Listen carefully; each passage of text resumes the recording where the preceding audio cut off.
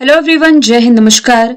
जैसा कि मार्च का महीना फाइनली 14 साल के वनवास के बाद खत्म हो चुका है और मार्च महीने के इम्पोर्टेंट 200 करंट अफेयर के क्वेश्चन से जो आज की इस क्लास में हम डिस्कस करने जा रहे हैं।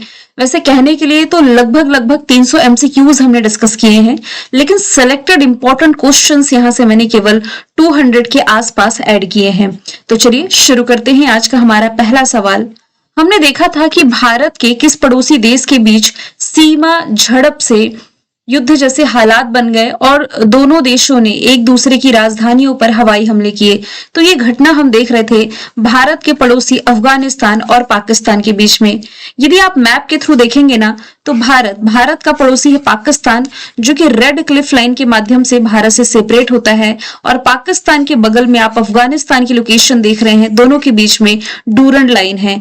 इन्हीं दोनों देशों के बीच में ये जो सीमा झड़प है ये देखने को मिली है। लास्ट फरवरी की ये न्यूज थी। तालिबान ने ये दावा किया है कि उसने इस्लामाबाद के फैजाबाद सैन्य ठिकाने समेत कई अहम ठिकानों को निशाना बनाया है, और इसी के जवाब में पाकिस्तान ने गजब लिल हक नामक ऑपरेशन शुरू किया। इस क्वेश्चन से ये इंपॉर्टेंट पॉइंट आपका निकल करके आ जाता है कि पाकिस्तान द्वारा अफगानिस्तान पर चलाए गए ऑपरेशन का नाम क्या है? गजब लिल हक। या ये पूछा जा सकता है कि गजब लिल हक ऑपरेशन किस देश ने चलाया? तो आंसर इसका पाकिस्तान हो जाएगा। अब देखिए, आप लोगों के दिमाग में कंफ्यूजन होगा पीडीएफ के लिए। पीडीएफ के लिए कुछ नहीं करना है, टेलीग्राम में आइए। कल्याणी मैम ऑफिशियल का जो चैनल है जिसमें 1 लाख प्लस सब्सक्राइबर हैं, ये आप ज्वाइन कर सकते हैं। 1-2 दिनों में ये पीडीएफ मैं आप लोगों को वहीं पर शेयर कर दूंगी। अगला सवाल है, केंद्रीय गृह मंत्रालय यानी कि मिनिस्ट्री ऑफ होम अफेयर्स ने भारत की पहली राष्ट्रीय आतंकवाद विरोधी नीति यानी कि नेशनल काउंटर टेररिज्म पॉलिसी जारी करी है। इसका नाम क्या है? आंसर हो जाएगा इसका प्रहार। ऑप्शन नंबर ए इसका राइट आंसर है। यहाँ पर प्रहार की फुल फॉर्म बनती है prevention response aggregation of capacities, human rights and rule of law, attenuating radicalisation, aligning international efforts, recovery and resilience इसकी फुल फॉर्म है। वैसे यहां पर देखिए, आतंकवाद विरोधी नीति है कि आतंकवाद जैसी समस्याओं से निपटने के लिए कुछ पॉलिसीज यानी कि नीति जारी की है। इसमें कुछ बातों का उल्लेख किया गया है, नाम इसका प्रहार रखा गया है। जारी की किसने है? मिनिस्ट्री ऑफ होम अफेयर्स ने, जो कि संभाल रहे हैं अमित शाह। सवाल तीसरा है, हाल ही में राष्ट्रपति भवन में लुटियंस की प्रतिमा की जगह किस प्रतिमा को लगाया गया है? आंसर इसका हो जाएगा सी राजगोपालचारी की प्रतिमा, और इसका उद्घाटन किया गया है प्रेसिडेंट द्रौपदी मुर्मू जी के द्वारा। इन्होंने ही राष्ट्रपति भवन में जो ब्रिटिश वास्तुकार रहे हैं एडविन लुटियंस, इन्हीं की जगह देश के जो पहले गवर्नर जनरल थे ना, सी राजगोपालचारी, चक्रवर्ती राजगोपालचारी, इनकी प्रतिमा का अनावरण किया है। ये थे कौन? तो इन्हें राजा जी के नाम से भी जाना जाता था। 1878 को मद्रास प्रेसिडेंसी में इनका जन्म हुआ। इन्होंने 1948 में लॉर्ड माउंटबेटन का स्थान लिया और 1950 में कार्यालय समाप्त होने तक भारत के अंतिम गवर्नर जनरल के रूप में सर्विस दी है। महात्मा गांधी के करीबी थे और इन्होंने असहयोग आंदोलन और सविनय अवज्ञा आंदोलन में भी पार्टिसिपेट किया है। इसके साथ ही गांधी जी के जेल जाने के दौरान यंग इंडिया का संपादन किया और बाद में 1959 में स्वतंत्र पार्टी की स्थापना करी है। भारतीय राष्ट्रीय कांग्रेस के नेता और पश्चिम बंगाल के राज्यपाल रहे जब बंगाल 2 प्रांतों में बटा गया था। राजनीति की तरह उन्होंने रामायण और महाभारत का अंग्रेजी और तमिल में अनुवाद किया है। कुछ की पॉइंट आप नोट डाउन करते जाइए। 1954 में इन्हें भारत का सर्वोच्च सम्मान जो है भारत रत्न से भी नवाजा गया। चौथा सवाल है, निम्नलिखित में से किस देश के द्वारा ऑपरेशन गजब लिल हक नामक एक बड़ा सैन्य हमला शुरू किया है? क्वेश्चन नंबर 1 में ही इसके बारे में हमने देखा है कि पाकिस्तान ने अभी हाल ही में अफगानिस्तान के खिलाफ कार्रवाई करी और एक ऑपरेशन चलाया है जिसका नाम है ऑपरेशन गजब लिल हक। पाकिस्तान ने यह दावा किया है कि उसने जवाबी कार्रवाई में 133 तालिबानी को मार गिराया है और कई अफगान चौकियों पर भी कब्जा किया है। अगला सवाल है, निम्नलिखित में से किसने हाल ही में आयोजित खेलो इंडिया विंटर गेम्स के 6ठे एडिशन का खिताब जीता? तो विजेता इसमें रही है इंडियन आर्मी यानी कि भारतीय सेना इसमें विजेता रही है। भारतीय सेना ने कुल मिलाकर के 23 मेडल्स जीते हैं, जिसमें कि 6 गोल्ड है, माफ कीजिएगा 9 गोल्ड है, 6 सिल्वर है और 8 ब्रॉन्ज है। भारतीय सेना ने 2024 और 25 में भी टीम चैंपियनशिप जीती थी। इससे रिलेट करते हुए कुछ फैक्ट्स मैंने ऐड करे हैं। जैसे कि अभी तक आपने देखा है खेलो इंडिया यूनिवर्सिटी गेम्स, खेलो इंडिया यूथ गेम्स, खेलो इंडिया पैरा गेम्स, खेलो इंडिया बीच गेम्स और खेलो इंडिया जल खेल महोत्सव। इसी से रिलेट करते हुए कुछ फैक्ट्स हम देखेंगे। अभी तक खेलो इंडिया यूनिवर्सिटी गेम्स के 5 एडिशन हो चुके हैं। 5वां एडिशन आप लोगों के लिए इंपॉर्टेंट है। आयोजित किया गया था राजस्थान में। टॉप पर चंडीगढ़ यूनिवर्सिटी था और इसका जो मैस्कॉट था ये क्या था? खम्मा घनी। खम्मा घनी जो कि ऊंट को रिप्रेजेंट कर रहा था, कैमल को। खेलो इंडिया यूथ गेम्स के अभी तक हो चुके हैं 7 एडिशन। 7वां एडिशन इंपॉर्टेंट है। बिहार ने होस्ट किया, शुभंकर गज सिंह। टॉप पर महाराष्ट्र, बिहार 15वें स्थान पर। खेलो इंडिया पैरा गेम्स अभी तक 2 बार आयोजित किए गए, दोनों बार दिल्ली में हुए, दोनों बार टॉप पर हरियाणा, दोनों को शुभंकर उज्ज्वला। खेलो इंडिया बीच गेम्स भी 2 बार हुए हैं, 2025 में और 26 में। दोनों का आयोजन दीव में किया गया। पहले एडिशन में टॉप पर मणिपुर, दूसरे एडिशन में टॉप पर कर्नाटका, लेकिन दोनों बार का शुभंकर पर्ल डॉल्फिन था।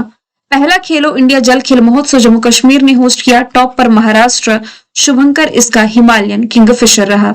टॉप पर मध्य प्रदेश था खेलो इंडिया जल खेल महोत्सव में, ये इंपॉर्टेंट पॉइंट है, जबकि महाराष्ट्र जो है ये खेलो इंडिया यूथ गेम्स में टॉप पर था। अब देखिए मार्च का महीना समाप्त हो चुका है, पूरे 3 महीने खत्म हो चुके हैं। आप यदि किसी भी गवर्नमेंट एग्जाम की तैयारी कर रहे हैं, मान के चलिए 1 से 2 साल के करंट अफेयर आपके एग्जाम में पूछे ही जाते हैं, तो ऐसे में बीते 3 महीने का यानी कि जनवरी, फरवरी, मार्च, इन तीनों महीने का करंट अफेयर कंपाइल करके मैं आपको ई बुक फॉर्मेट में इस हफ्ते के अंत तक प्रोवाइड करा ही दूंगी। लेकिन ऐसे स्टूडेंट जो 2025 के करंट अफेयर को कंप्लीट नहीं कर पाए हैं, ये आप क्रैश कोर्स ले सकते हैं। जब मैंने लॉन्च किया था तब 299 प्राइस था, स्टूडेंट की डिमांड पर ये घटा करके 249 किया और अब अंतिम बार इसका प्राइस ड्रॉप किया जा रहा है मात्र 199 रुपीज में। आप लोगों को जनवरी 2025 से लेकर के दिसंबर 2025 तक का डेटा ये मंथ वाइज मिल जाता है और टॉपिक वाइज मिल जाता है, जिसमें कि आपको वीडियो लेक्चर्स मिलेंगे मेरे। इसमें टॉपिक वाइज करंट अफेयर में सभी टॉपिक कवर करा दिए गए हैं, जिसमें आपके सभी एग्जाम को कवर किया गया है। तो ये लिमिटेड है, लिमिटेड टाइम के लिए है। इसे आप परचेज कर सकते हैं मेरे official application Kalyani ma'am official से। इसके लिंक मैं डिस्क्रिप्शन बॉक्स में जरूर दे दूंगी। इसमें आप लोगों को 3 महीने की ई बुक भी फ्री में दे दी गई है, ये आप चेक कर सकते हैं। अगला सवाल है, जोस मारिया बाल्काज़र ये किस देश के अंतरिम राष्ट्रपति बने हैं? तो ये भी हाल ही में साउथ अमेरिकी कंट्री पेरू के अंतरिम राष्ट्रपति बन गए हैं। पेरू की संसद ने भ्रष्टाचार के आरोप में महाभियोग झेल रहे जो राष्ट्रपति हैं जोस जेरी, इन्हें पद से हटाए जाने के बाद जोस मारिया बाल्काज़र को देश का अंतरिम राष्ट्रपति चुना है। पेरू जो कि पिछले कुछ वर्षों से गंभीर राजनीतिक अस्थिरता से गुजर रहा है, जहां पिछले 10 वर्षों में 8 राष्ट्रपति बदले जा चुके हैं।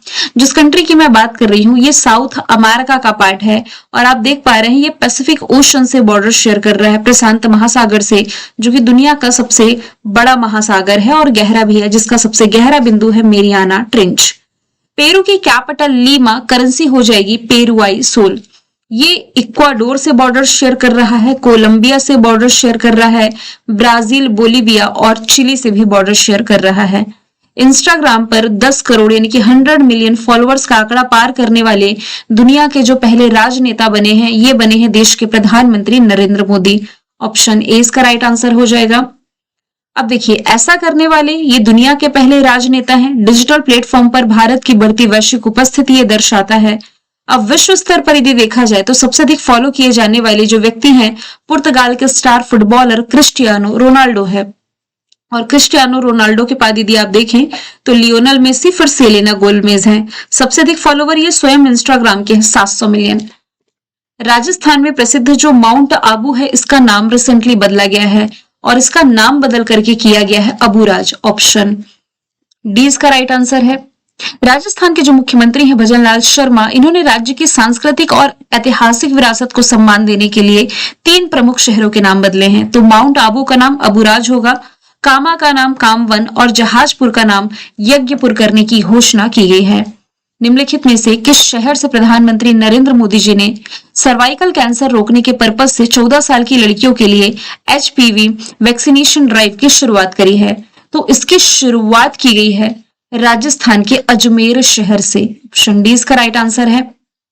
देखिए, भारत में महिलाओं के स्वास्थ्य की दिशा में एक अहम कदम उठाते हुए प्रधानमंत्री नरेंद्र मोदी जी ने राजस्थान के अजमेर से राष्ट्रीय एचपीवी यानी कि human papilloma virus vaccination campaign की शुरुआत करी है। और ये कैंपेन देश भर की लगभग 1.15 करोड़ किशोरियों को सर्वाइकल कैंसर जैसे गंभीर रोग से बचाने के पर्पज से शुरू किया गया है। हाल ही में बोत्सवाना से लाए गए 9 चीतों को भारत के किस नेशनल पार्क में छोड़ा गया है? तो ये छोड़ा गया है मध्य प्रदेश के श्योपुर जिले में स्थित कुनो नेशनल पार्क में। तो पूछा यह जा सकता है कि कुनो नेशनल पार्क है कहां पर? मध्य प्रदेश में। कहां पर है? श्योपुर जिले में है। तो ये जो 9 चीते हैं लाए कहां से गए हैं? बोत्सवाना। ये अफ्रीकी कंट्री है, इसमें 6 मादा है, 3 नर हैं। इससे पहले वर्ष 2022 में नामीबिया से 8 चीतों को पहली बार भारत लाया गया था। राजाजी नेशनल पार्क कहां पर है? उत्तराखंड में। माधव टाइगर रिजर्व मध्य प्रदेश में, जो कि देश का 58 नंबर का टाइगर रिजर्व है। काजीरंगा राष्ट्रीय उद्यान, जो कि एक सिंग वाले गेंडे के लिए यानी कि राइनो के लिए फेमस है, ये असम में हो जाएगा। और कुनो नेशनल पार्क मध्य प्रदेश का पार्ट है। निम्नलिखित में से उत्तर प्रदेश के किस शहर ने 1 घंटे में 2.5 लाख से अधिक पौधे लगा करके गिनीज रिकॉर्ड बनाया है? तो ये बनाया गया है प्रधानमंत्री नरेंद्र मोदी जी के निर्वाचन क्षेत्र वाराणसी में। मतलब 1 आवर 60 मिनट से भी कम समय में 2.5 लाख से अधिक पौधे लगाए गए हैं। इस काम में 20,000 से अधिक लोगों ने पार्टिसिपेट किया है। और इस प्लांटेशन प्रोग्राम में बांस, कचनार, महुआ, हरसिंगार, अमरूद, पपीता, अनार, अश्वगंधा, शतावरी, एलोवेरा जैसे पौधे लगाए गए हैं। यदि बात की जाए उत्तर प्रदेश के अन्य शहरों की, तो लखनऊ, ये रक्षा मंत्री राजनाथ सिंह जी का निर्वाचन क्षेत्र है, जो कि देश की पहली एआई सिटी है, बनने जा रही है। साथ ही सिटी ऑफ गैस्ट्रोनॉमी में इसे शामिल किया गया था। देश का पहला लेदर पार्क ये कानपुर में बनेगा। कानपुर, यहां से आप लेदर पार्क रिलेट कर सकते हैं। बलिया से उज्ज्वला योजना की शुरुआत की गई थी। उज्ज्वला एलपीजी सब्सिडी प्रोवाइड कराने के पर्पज से केंद्र सरकार की योजना थी। उज्ज्वला की शुरुआत 2016 से की गई थी उत्तर प्रदेश के बलिया से। लेकिन उज्ज्वला 2.0 इसका जो एडिशन आया 2021 में, ये शुरू किया गया महोबा से। आगे चलते हैं। दिल्ली सरकार की जो लखपति बिटिया योजना है, इसमें बेटियों के नाम कुल कितनी राशि जमा किए जाने का प्रावधान है? तो ये राशि हो जाएगी 56,000 की। ऑप्शन बी राइट आंसर है। तो अलग अलग फेसों में यानी कि चरणों में बेटियों के नाम ये जमा किए जाएंगे। और 21 वर्ष तक की आयु तक, जब बेटी 21 साल की हो जाती है, तब तक ब्याज सहित ये राशि 1 लाख रुपए से अधिक हो सकती है। और ये पूरा प्रोसेस जो है डिजिटल होगा। साथ ही पैसा सीधे आधार लिंक्ड बैंक खाते में ट्रांसफर किया जाएगा। और इस योजना को लॉन्च किया है प्रेसिडेंट द्रौपदी मुर्मू ने। आपकी जगह नंबरिंग मिस्टेक है, यहाँ 115 नहीं, क्वेश्चन 15 होगा। भारत ने किस देश से 10 वर्षों में लगभग 10,000 टन यूरेनियम का इंपोर्ट करने के लिए समझौता किया है? तो ये समझौता भारत कर रहा है कनाडा के साथ में। ऑप्शन डी इसका राइट आंसर है। अभी लास्ट फैब में कनाडा के जो प्रधानमंत्री मार्क कार्नी, इनका पहला ऑफिशियली भारत दौरा रहा है, जहां कुछ समझौते हुए हैं। भारत और कनाडा ने मार्च 2026 में भारतीय परमाणु ऊर्जा रिएक्टरों के लिए $1.9 अरब का 10 वर्षीय यूरेनियम आपूर्ति समझौता किया है, जो कि भारत की न्यूक्लियर एनर्जी को बढ़ाने में मदद करेगी। कनाडा दुनिया के सबसे बड़े यूरेनियम उत्पादकों में से एक है।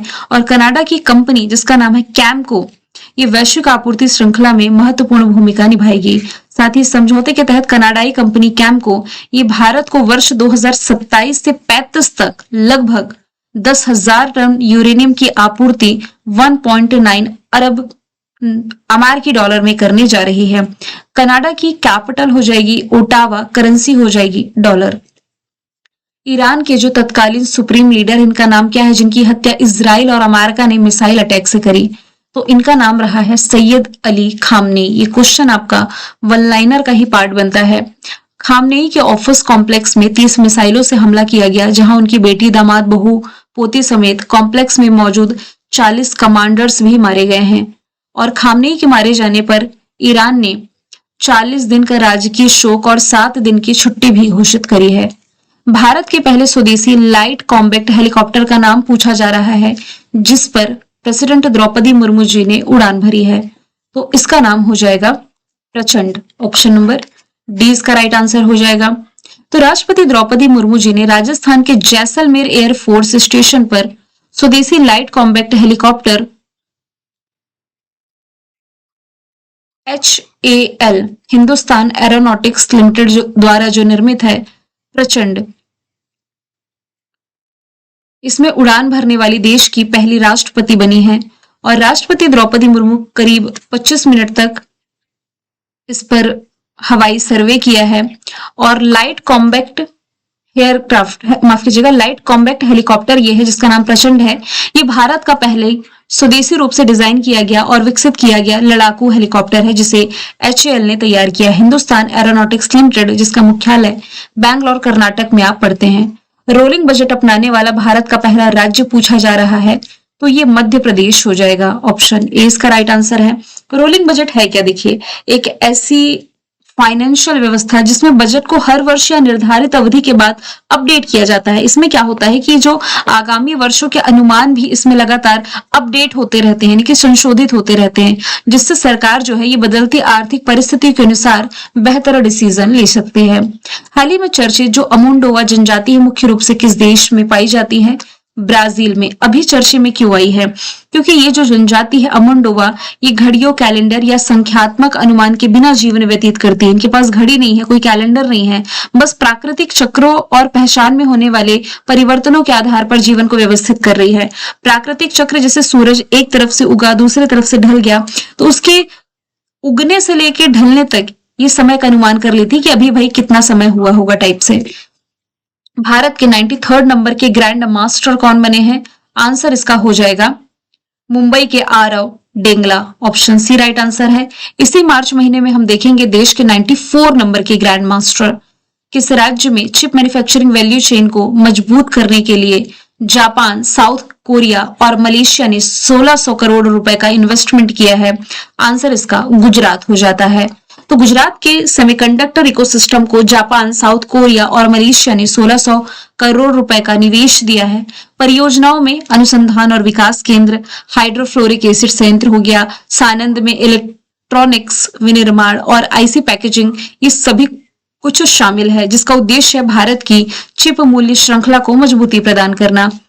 निम्नलिखित में से कौन सा देश है जो कि यूरोपीय संघ में मां से बच्चे तक HIV और सिफिलिस के संक्रमण को समाप्त करने वाला पहला देश बना है? आंसर इसका डेनमार्क हो जाएगा। डेनमार्क यूरोपीय यूनियन का पहला देश है। यूरोपीय यूनियन में कुल मिलाकर के 27 देश हैं। इन 27 में से ऐसा पहला देश डेनमार्क बना है जिसने की मां से बच्चे में HIV और सिफिलिस के संक्रमण को सफलतापूर्वक समाप्त कर दिया है और इसे मान्यता दी है WHO ने, वर्ल्ड हेल्थ ऑर्गेनाइजेशन ने। क्यूबा जो है 2015 में इस उपलब्धि को हासिल करने वाला दुनिया का पहला देश था, लेकिन ध्यान दीजिए यूरोपीय यूनियन का पहला देश पूछा जा रहा है तो डेनमार्क है। ये वही डेनमार्क है जो कि करप्शन इंडेक्स 2025 में टॉप पर है और इंडिया की रैंकिंग इसमें 91 है। कौन सा देश है जो कि यूके, यूनाइटेड किंगडम में पानी में अंतिम संस्कार को मंजूरी देने वाला पहला देश बना? देखिए, जो दाह संस्कार होता है ना, अंतिम संस्कार जिसे आप कह सकते हैं, इसमें पानी का भी अब इस्तेमाल किया जाएगा। पानी के माध्यम से अंतिम संस्कार को मंजूरी देने वाला देश ये स्कॉटलैंड बन गया है। यदि आप मैप में देखें, यूके में कुल मिलाकर के 4 स्टेट है। स्कॉटलैंड है, नदर्न आयरलैंड है, वेल्स है और इंग्लैंड है। यहाँ पर स्कॉटलैंड का हम डिस्कशन कर रहे हैं। स्कॉटलैंड यूके का ऐसा पहला देश जिसने कि पानी के माध्यम से अंतरिम संस्कार को मंजूरी दी। इसे क्षारीय जल अपघटन या वाटर क्रिमेशन कहा जाता है। ये पर्यावरण के अनुकूल विकल्प, पारंपरिक दफनाने या दाह संस्कार का एक आधुनिक विकल्प प्रदान करता है, जिसे 1902 के बाद से सबसे बड़ा सुधार माना जा रहा है। इको फ्रेंडली आप इसे कह सकते हैं। इसमें दाह संस्कार की तुलना में जो पारंपरिक दाह संस्कार होता है इसकी तुलना में कम कार्बन डाइऑक्साइड का उत्सर्जन करती है। तो विकल्प ये है स्कॉटलैंड के परिवारों के लिए कि अंतिम संस्कार के लिए पारंपरिक दफनाने और दाह संस्कार के अलावा ये तीसरा ऑप्शन अवेलेबल है। ऑस्ट्रेलिया की जो एलिसा हेली हैं, ये किस खेल से संबंधित है, जिन्होंने हाल ही में संन्यास लिया है?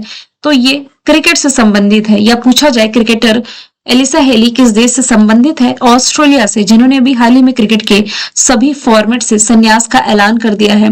इन्होंने अपने 15 साल के करियर में ऑस्ट्रेलिया को रिप्रेजेंट किया है और 2023 की टीम में भी ये कप्तानी कर रही थी। निम्नलिखित में से कौन है जो कि श्रीनगर सेंट्रल जेल की हेड बनने वाली पहली कश्मीरी महिला बनी है? वन लाइनर में नाम याद रखिए, सबा शॉल इसका राइट आंसर हो जाएगा। ये नियुक्ति इस पद पर नियुक्त होने वाली पहली कश्मीरी महिला है। किस राज्य में इंसान जानवर संघर्ष को सुलझाने के लिए प्रोजेक्ट हनुमान लॉन्च किया गया?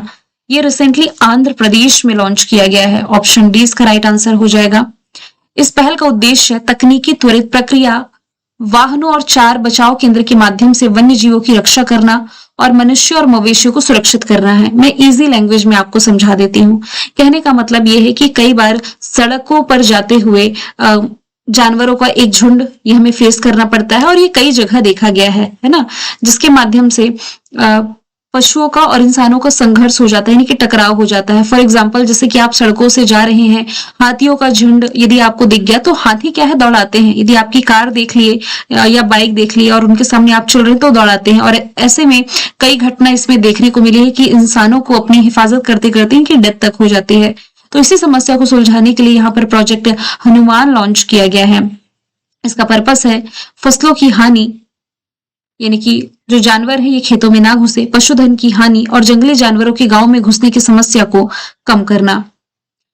आगे चलते हैं। किस राज्य में भूमिहीन परिवारों के लिए मिशन वसुंधरा 3.0 की शुरुआत की गई? असम गवर्नमेंट की ये पहल है। ऑप्शन सी इसका राइट आंसर हो जाएगा। इसका मुख्य उद्देश्य जो असम के मूल निवासी हैं और आदिवासी समुदाय को भूमि का अधिकार प्रदान करना और भूमि संबंधी सेवाओं को डिजिटल बनाना है।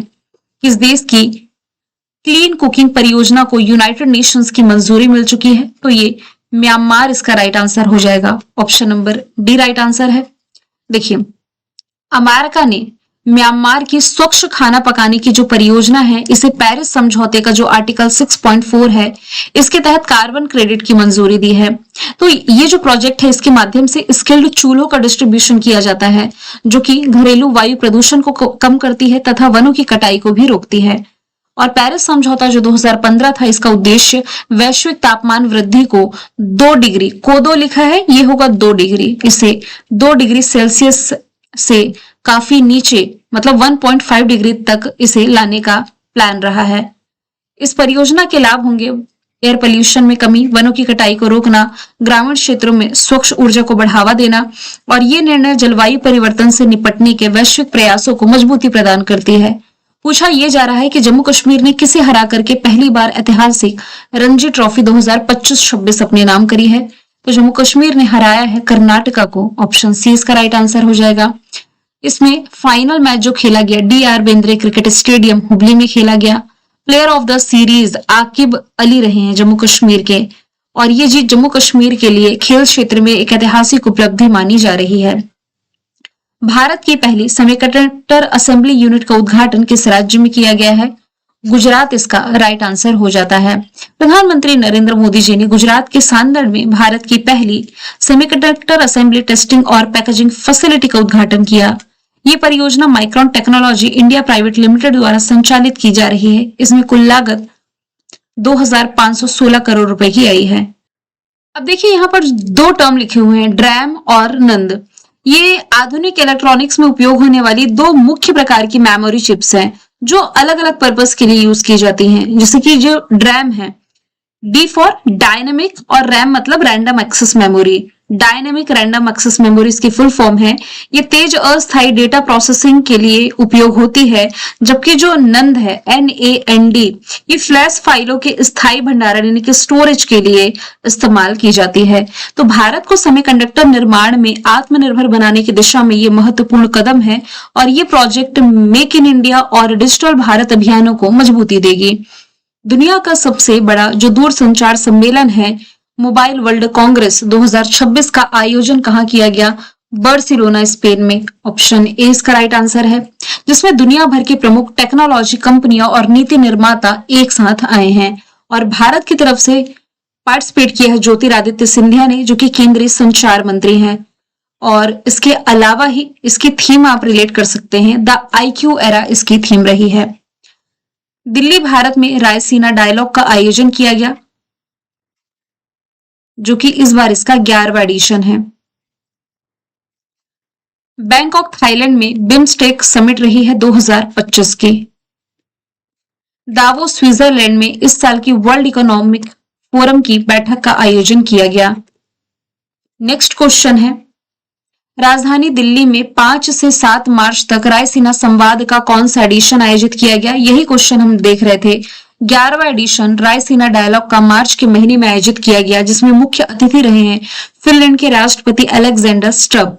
रायसीना संवाद ये भू राजनीति, वैश्विक भू राजनीति और आर्थिक मुद्दों पर चर्चा का एक प्रमुख मंच है, जिसकी थीम है संस्कार, अभिकथन, समायोजन और उन्नति। नेक्स्ट क्वेश्चन है, किस देश की महिला क्रिकेट टीम ये लॉरिस स्पोर्ट्स अवार्ड के लिए नॉमिनेट होने वाली पहली क्रिकेट टीम बनी है? पहली महिला क्रिकेट टीम। ध्यान दीजिए, लॉरिस स्पोर्ट्स अवार्ड विश्व भर में खेल जगत का सर्वोच्च सम्मान है और इसके लिए नॉमिनेट होने वाली पहली महिला टीम बन गई है भारत की महिला क्रिकेट टीम, क्योंकि रिसेंटली भारतीय महिला क्रिकेट टीम ने आईसीसी वुमेन्स वर्ल्ड कप अपने नाम किया था नवंबर के महीने में। तो वर्ष 2000 में स्थापित ये जो लॉरियस वर्ल्ड स्पोर्ट्स अवार्ड है, ये हर साल अलग अलग कैटेगरी में खेल जगत की बेहतरीन उपलब्धियों को सम्मानित करता है। इस बार इसका 26वां एडिशन है। किस देश ने ईरान के खिलाफ ऑपरेशन एपिक फ्यूरी की शुरुआत करी है? तो अमेरिका और इजराइल दोनों ने मिलकर के ईरान के खिलाफ ऑपरेशन एपिक फ्यूरी चलाया है। ये लास्ट फेब में चलाया गया ऑपरेशन था। इस अभियान के पहले ही दिन ईरान की राजधानी तेहरान में एक बड़े हमले में ईरान के जो सर्वोच्च नेता रहे अली खामनेई, इनके आवास पर ही ये मार गिराए गए। अलेक्जेंडर स्टब किस देश के राष्ट्रपति हैं, जो कि दिल्ली में आयोजित होने वाले 11वें रायसीना डायलॉग के मुख्य अतिथि होंगे? तो ये क्वेश्चन थोड़ा घुमा करके रखा गया है। फिनलैंड के राष्ट्रपति इस बार के रायसीना डायलॉग में मुख्य अतिथि रहे हैं। ये वही फिनलैंड है जो कि लगातार 9वें वर्ष दुनिया के सबसे खुशहाल देश है। राष्ट्रवादी कांग्रेस पार्टी का राष्ट्रीय अध्यक्ष किसे चुना गया है? इसकी सुनेत्रा पवार अध्यक्ष चुन ली गई हैं। सुनेत्रा पवार महाराष्ट्र की उप मुख्यमंत्री हैं, स्वर्गीय अजीत पवार की पत्नी हैं। अजीत पवार जिनका जनवरी के महीने में हेलीकॉप्टर क्रैश में निधन हुआ था। नितिन नबीन जो है ये भारतीय जनता पार्टी के वर्तमान में अध्यक्ष रिसेंटली बनाए गए थे। राष्ट्रपति ने बिहार के नए राज्यपाल के रूप में किसकी नियुक्ति करी है? सैयद अता हसनैन ये रिसेंटली बिहार के राज्यपाल नियुक्त कर दिए गए हैं। केंद्र सरकार की सिफारिश पर राष्ट्रपति द्रौपदी मुर्मू जी ने 6 मार्च 2026 को 7 राज्य और 2 केंद्र शासित प्रदेशों में नई नियुक्तियां करी हैं। तो नीतीश कुमार देखिए अब बिहार के मुख्यमंत्री पद छोड़कर दिल्ली की राह पर निकले हैं। ये राज्यसभा में चले गए हैं। अब हम जल्दी देखेंगे कि बिहार के कोई नए मुख्यमंत्री, कोई नया फेस आपको देखने को मिलेगा। किस राज्य में प्रसिद्ध अटुकल पोंगाला फेस्टिवल शुरू किया गया? तो ये केरला में मनाया जाने वाला फेस्टिवल है। यदि केवल पोंगल लिखा होता तो ये तमिलनाडु में मनाया जाता है। अटुकल पोंगाला फेस्टिवल ये आप रिलेट करेंगे केरला से। ये उत्सव महिलाओं की आस्था और परंपरा का प्रतीक माना जाता है। दुनिया में महिलाओं के सबसे बड़े धार्मिक जमावड़ों में से एक है। इसका नाम गिनीज वर्ल्ड रिकॉर्ड में भी दर्ज है। इस अवसर पर लाखों महिला एक साथ इकट्ठा होती है, मिट्टी के बर्तन में देवी को पोंगाला यानी कि खीर का प्रसाद चढ़ाती हैं। यहाँ पर स्पष्ट भी है कि पोंगल कहाँ मनाया जाता है और अटुकल पोंगाला कहाँ मनाया जाता है। किस राज्य का जीआई टैग प्राप्त प्रोडक्ट कार्बी ओंगलोंग अदरक का पहली बार एक्सपोर्ट इंटरनेशनल लेवल पर किया गया है? तो देखिए ये प्रोडक्ट है असम का। इसका पहली बार इंटरनेशनल लेवल पर एक्सपोर्ट किया गया है, यानी कि ये लंदन भेजा गया है, यूके के बाजार में भेजा गया है। और ऐसा पहली बार है जब ये असम का विशिष्ट उत्पाद ब्रिटेन के बाजारों में अपनी उपस्थिति दर्ज करा रहा है। असम के अन्य प्रमुख जीआई टैग उत्पादों में असमिया गमोचा, बिहू ढोल, जापी, मुगा शिल्क जैसे उत्पाद शामिल हैं। भारत की अदरक राजधानी किसे घोषित किया गया है? तो मिजोरम को भारत की अदरक राजधानी रिसेंटली घोषित किया गया है। ये मान्यता राज्य में अदरक के बड़े पैमाने पर उत्पादन और इसकी गुणवत्ता को देखते हुए दिया गया है। किस राज्य में स्थित जो देब्रीगढ़ वन्य जीव अभ्यारण्य है ये भारतीय बाइसन उत्सव 2026 की मेजबानी करेगा? देखिए डिब्रूगढ़ नहीं लिखा हुआ है। डिब्रूगढ़ होता तो ये आपका होता असम में। देब्रीगढ़ लिखा है, ये आप रिलेट करेंगे ओडिशा से, जहां भारतीय बाइसन उत्सव इसका आयोजन किया जाएगा मार्च के महीने में और ये हो भी चुका है। इसका दूसरा एडिशन है। इसका प्राथमिक लक्ष्य है भारतीय बाइसन जिसे गौर के नाम से भी जाना जाता है, इसके संरक्षण के प्रति जागरूकता फैलाना है। और भारतीय बाइसन दुनिया में मवेशियों की सबसे बड़ी प्रजाति मानी जाती है। इसे IUCN की रेड लिस्ट में कमजोर यानी कि वल्नरेबल कैटेगरी में रखा गया है। मुख्य रूप से भारत और दक्षिण पूर्व एशिया के जंगलों में ये पाए जाते हैं। दिल्ली के उपराज्यपाल के रूप में किसकी नियुक्ति की गई है? तो देखिए, अभी हाल ही में जो तरनजीत सिंह संधू है, ऑप्शन सी इसका राइट आंसर है, जो कि अमेरिका में भारत के पूर्व राजदूत के रूप में कार्य कर चुके हैं, दिल्ली के उपराज्यपाल बनाए गए हैं। आगे चलते हैं, लद्दाख के उपराज्यपाल कौन बने हैं? अब लद्दाख के उपराज्यपाल जो अभी तक आप कविंदर गुप्ता पढ़ते थे, ये विनय कुमार सक्सेना बन गए हैं। ऑप्शन बी इसका राइट आंसर है। कविंदर गुप्ता 1 साल से भी कम समय तक उपराज्यपाल के रूप में कार्य किए और इसके बाद ये इस्तीफा दे दिए। कविंदर गुप्ता को हिमाचल प्रदेश का राज्यपाल नियुक्त कर दिया गया है और आर के माथुर 2019 में लद्दाख के पुनर्गठन के बाद यहाँ के पहले उपराज्यपाल रहे हैं। विधानसभा चुनावों से पहले पश्चिम बंगाल के नए राज्यपाल के रूप में किसकी नियुक्ति की गई है? अभी हाल ही में जो RN रवि है, ये पश्चिम बंगाल के नए राज्यपाल बन गए हैं। इन्होंने CV आनंद बोस को रिप्लेस किया है और RN रवि इससे पहले तमिलनाडु के राज्यपाल रह चुके हैं। केरला कैडर के 1976 बैच के IPS ऑफिसर हैं। भारतीय संविधान के आर्टिकल 155 के तहत राष्ट्रपति द्वारा किसी भी राज्य के राज्यपाल की नियुक्ति की जाती है। आप ये जरूर याद रखें, 7वां संविधान संशोधन 1956 ये कहता है कि 2 या 2 से अधिक राज्यों के लिए एक राज्यपाल हो सकते हैं। रॉबर्ट जेटन किस देश के पहले समलैंगिक यानी कि गे प्रधानमंत्री बने हैं? तो अभी हाल ही में यूरोपियन कंट्री नीदरलैंड के ये पहले गे प्रधानमंत्री बन गए हैं। ऑप्शन नंबर सी इसका राइट आंसर हो जाएगा। नीदरलैंड की कैपिटल एम्स्टर्डम, करेंसी यूरो है। यहां मैंने मैप ऐड नहीं किया है, लेकिन ये अटलांटिक ओशन से बॉर्डर शेयर करेगा, नॉर्थ सी वाले एरिया से ये बॉर्डर शेयर करता है। यहीं पर आप रॉटरडम बंदरगाह की लोकेशन देख सकते हैं। सवाल है, पहला भारतीय राज्य जिसने 16 साल से कम उम्र के बच्चों के लिए सोशल मीडिया के इस्तेमाल पर रोक लगाने की योजना की घोषणा करी है, तो ये राज्य हो जाएगा कर्नाटका। ऑप्शन बी इसका राइट आंसर है। तो कर्नाटक सरकार ने 6 मार्च 2026 को जो राज्य बजट पेश किया, इसमें 16 साल से कम उम्र के बच्चों के लिए सोशल मीडिया के उपयोग पर प्रतिबंध लगाने की योजना की घोषणा करी है। यहाँ पर मुख्यमंत्री सिद्धारमैया का ये कहना है कि इस कदम का पर्पस जो है, ये बच्चों पर मोबाइल और अत्यधिक जो स्क्रीन टाइम, जो अधिक ये मोबाइल चलाते हैं, इसका जो नेगेटिव इम्पैक्ट पड़ता है, इसे कम करने के लिए किया गया है। और कर्नाटक ऐसा कदम उठाने वाला देश का पहला राज्य है। Right to die with dignity यानी कि सम्मान के साथ जो मृत्यु का कानून है, ये भी कर्नाटक लाया था और ऐसा करने वाला ये पहला राज्य था।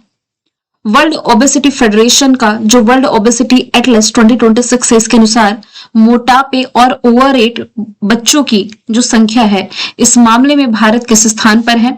हालिया जारी इस इंडेक्स के अनुसार भारत जो है दुनिया में दूसरे स्थान पर आ जाता है, चाइना के बाद। ऑप्शन ए इसका राइट आंसर है। वर्ल्ड ओबेसिटी डे जो 4 मार्च को मनाया गया, इस मौके पर वर्ल्ड ओबेसिटी एटलस 2026 रिलीज किया गया, जिसमें भारत में बच्चों के स्वास्थ्य को लेकर के गंभीर चिंता व्यक्त की गई है।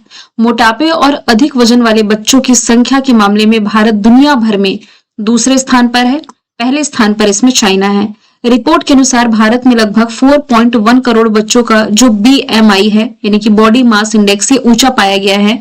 इसमें से लगभग 1.4 करोड़ बच्चे ये मोटापे से ग्रस्त हैं। अब यहाँ पर जो टर्म लिखा हुआ है BMI, बॉडी मास इंडेक्स, ये निकालते कैसे हैं? देखिए, इसका एक फॉर्मूला है BMI यानी कि बॉडी मास इंडेक्स। जितना आपका वजन है किलोग्राम में और जितनी आपकी हाइट है ये मीटर में, इसका आपको स्क्वायर कर देना है।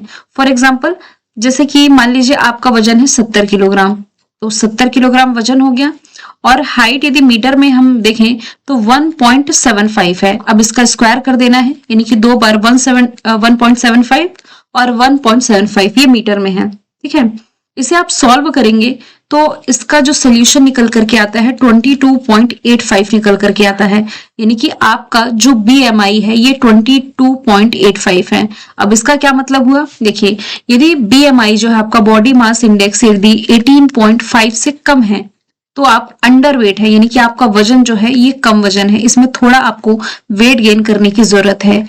यदि आपका बॉडी मास इंडेक्स 18.5 से 24.9 है तो आप हेल्दी वेट के कहलाएंगे, यानी कि आप स्वस्थ हैं। फिर यदि आपका BMI 25 से 29.9 है तो आप कहलाते ओवरवेट, यानी आपका वजन ज्यादा है, ये कम करने की नीड है। अंडरवेट क्या कहलाया? यदि 18.5 से कम है, लेकिन यदि ये 30 पॉइंट या फिर इससे अधिक चला जाता है तब इसे कहते हैं हम ओबेसिटी, यानी इसे ही कहा जाता है मोटापा। तो अब आप अपना अपना बीएमआई कैलकुलेट करके कमेंट बॉक्स में बताइए कि आपका बीएमआई कितना है। चलिए अगले सवाल की तरफ चलते हैं। जनगणना 2027 जिसकी शुरुआत आज से ही हो चुकी है 1 अप्रैल 2026 से डिजिटल फॉर्मेट में पूछा जा रहा है इसके शुभंकर का नाम, तो ये हो जाएगा प्रगति और विकास। ऑप्शन ए इसका राइट आंसर है। तो दो शुभंकर में प्रगति जो कि महिला और विकास जो कि पुरुषों को रिप्रेजेंट कर रही है।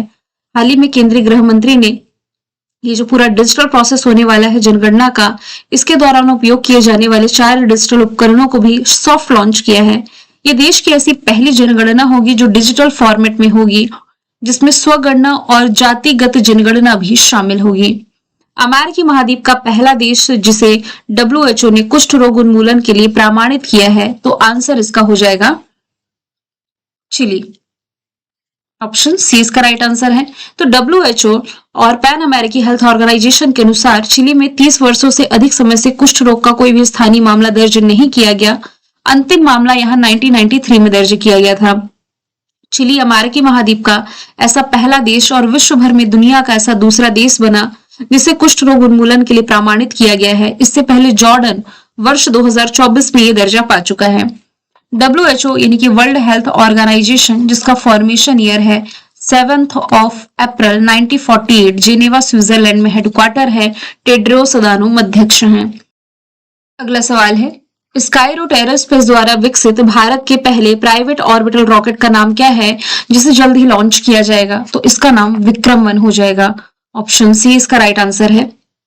ये 300 किलोग्राम तक का उपग्रह को निचले पृथ्वी कक्षा जो लियो है, लियो यानी कि लोअर अर्थ ऑर्बिट में स्थापित करने में सक्षम है और इसका नाम प्रसिद्ध भारतीय अंतरिक्ष वैज्ञानिक विक्रम अम्बलाल साराभाई के नाम पर रखा गया है। इससे पहले कंपनी नवंबर 2022 में Vikram S sub orbital launch कर चुकी है।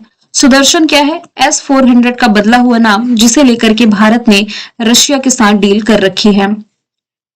और सूर्यांशु ये है देश की पहली सोलर बोट जो कि केरला से लॉन्च की गई थी। आइरिस ये देश की पहली AI टीचर का नाम है जो कि केरला की राजधानी तिरुवनंतपुरम से लॉन्च की गई थी।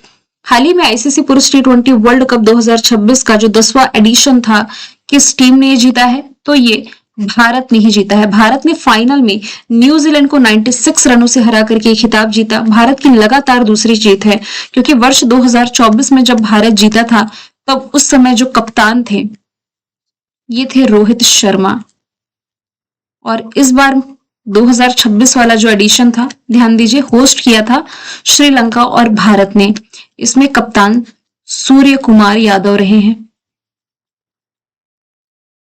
अगले सवाल की तरफ चलते हैं। कौन सी भारतीय क्रिकेटर अपनी खुद की बारबी डॉल पाने वाली पहली क्रिकेटर बनी है?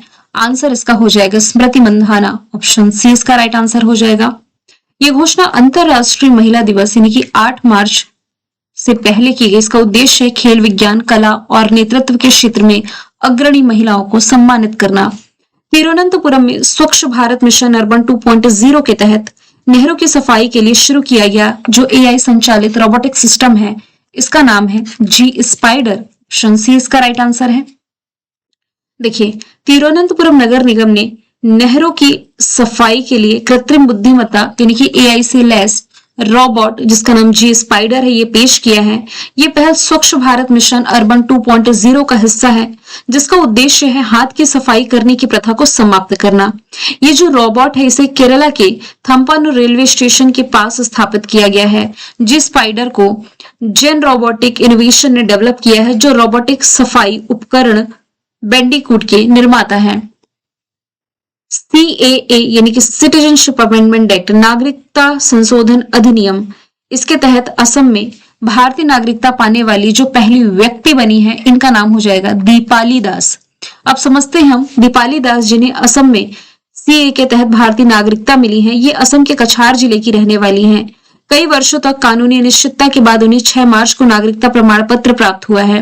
दीपाली दास जो कि फरवरी 1988 में अपने पति के साथ बांग्लादेश से भारत आ गई थी और 2019 में उन्हें विदेशी घोषित कर विदेशी घोषित करके सिलचर हिरासत केंद्र में रखा गया था।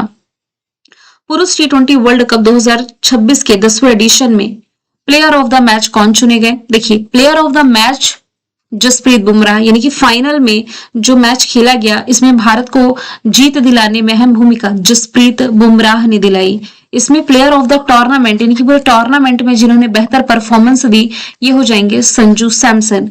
अभी आईपीएल में तो ये फिलहाल चेन्नई सुपर किंग्स की तरफ से खेल रहे हैं। संजू सैमसन ये प्लेयर ऑफ द टूर्नामेंट चुने गए थे। केंद्रीय मंत्रिमंडल ने जल जीवन मिशन की अवधि जो है ये बढ़ा दी है और ये बढ़ा करके आने वाले 2 साल यानी कि 2028 तक के लिए एक्सटेंड कर दिया है। इस योजना को 2019 में शुरू किया गया था जल शक्ति मंत्रालय के द्वारा। इसका पर्पस है प्रत्येक ग्रामीण परिवारों को नल से सुरक्षित पेयजल उपलब्ध कराना। किस विधानसभा ने मिजो भाषा को संविधान की 8वीं अनुसूची में शामिल करने का प्रस्ताव पारित किया है? तो आंसर इसका मिजोरम हो जाएगा।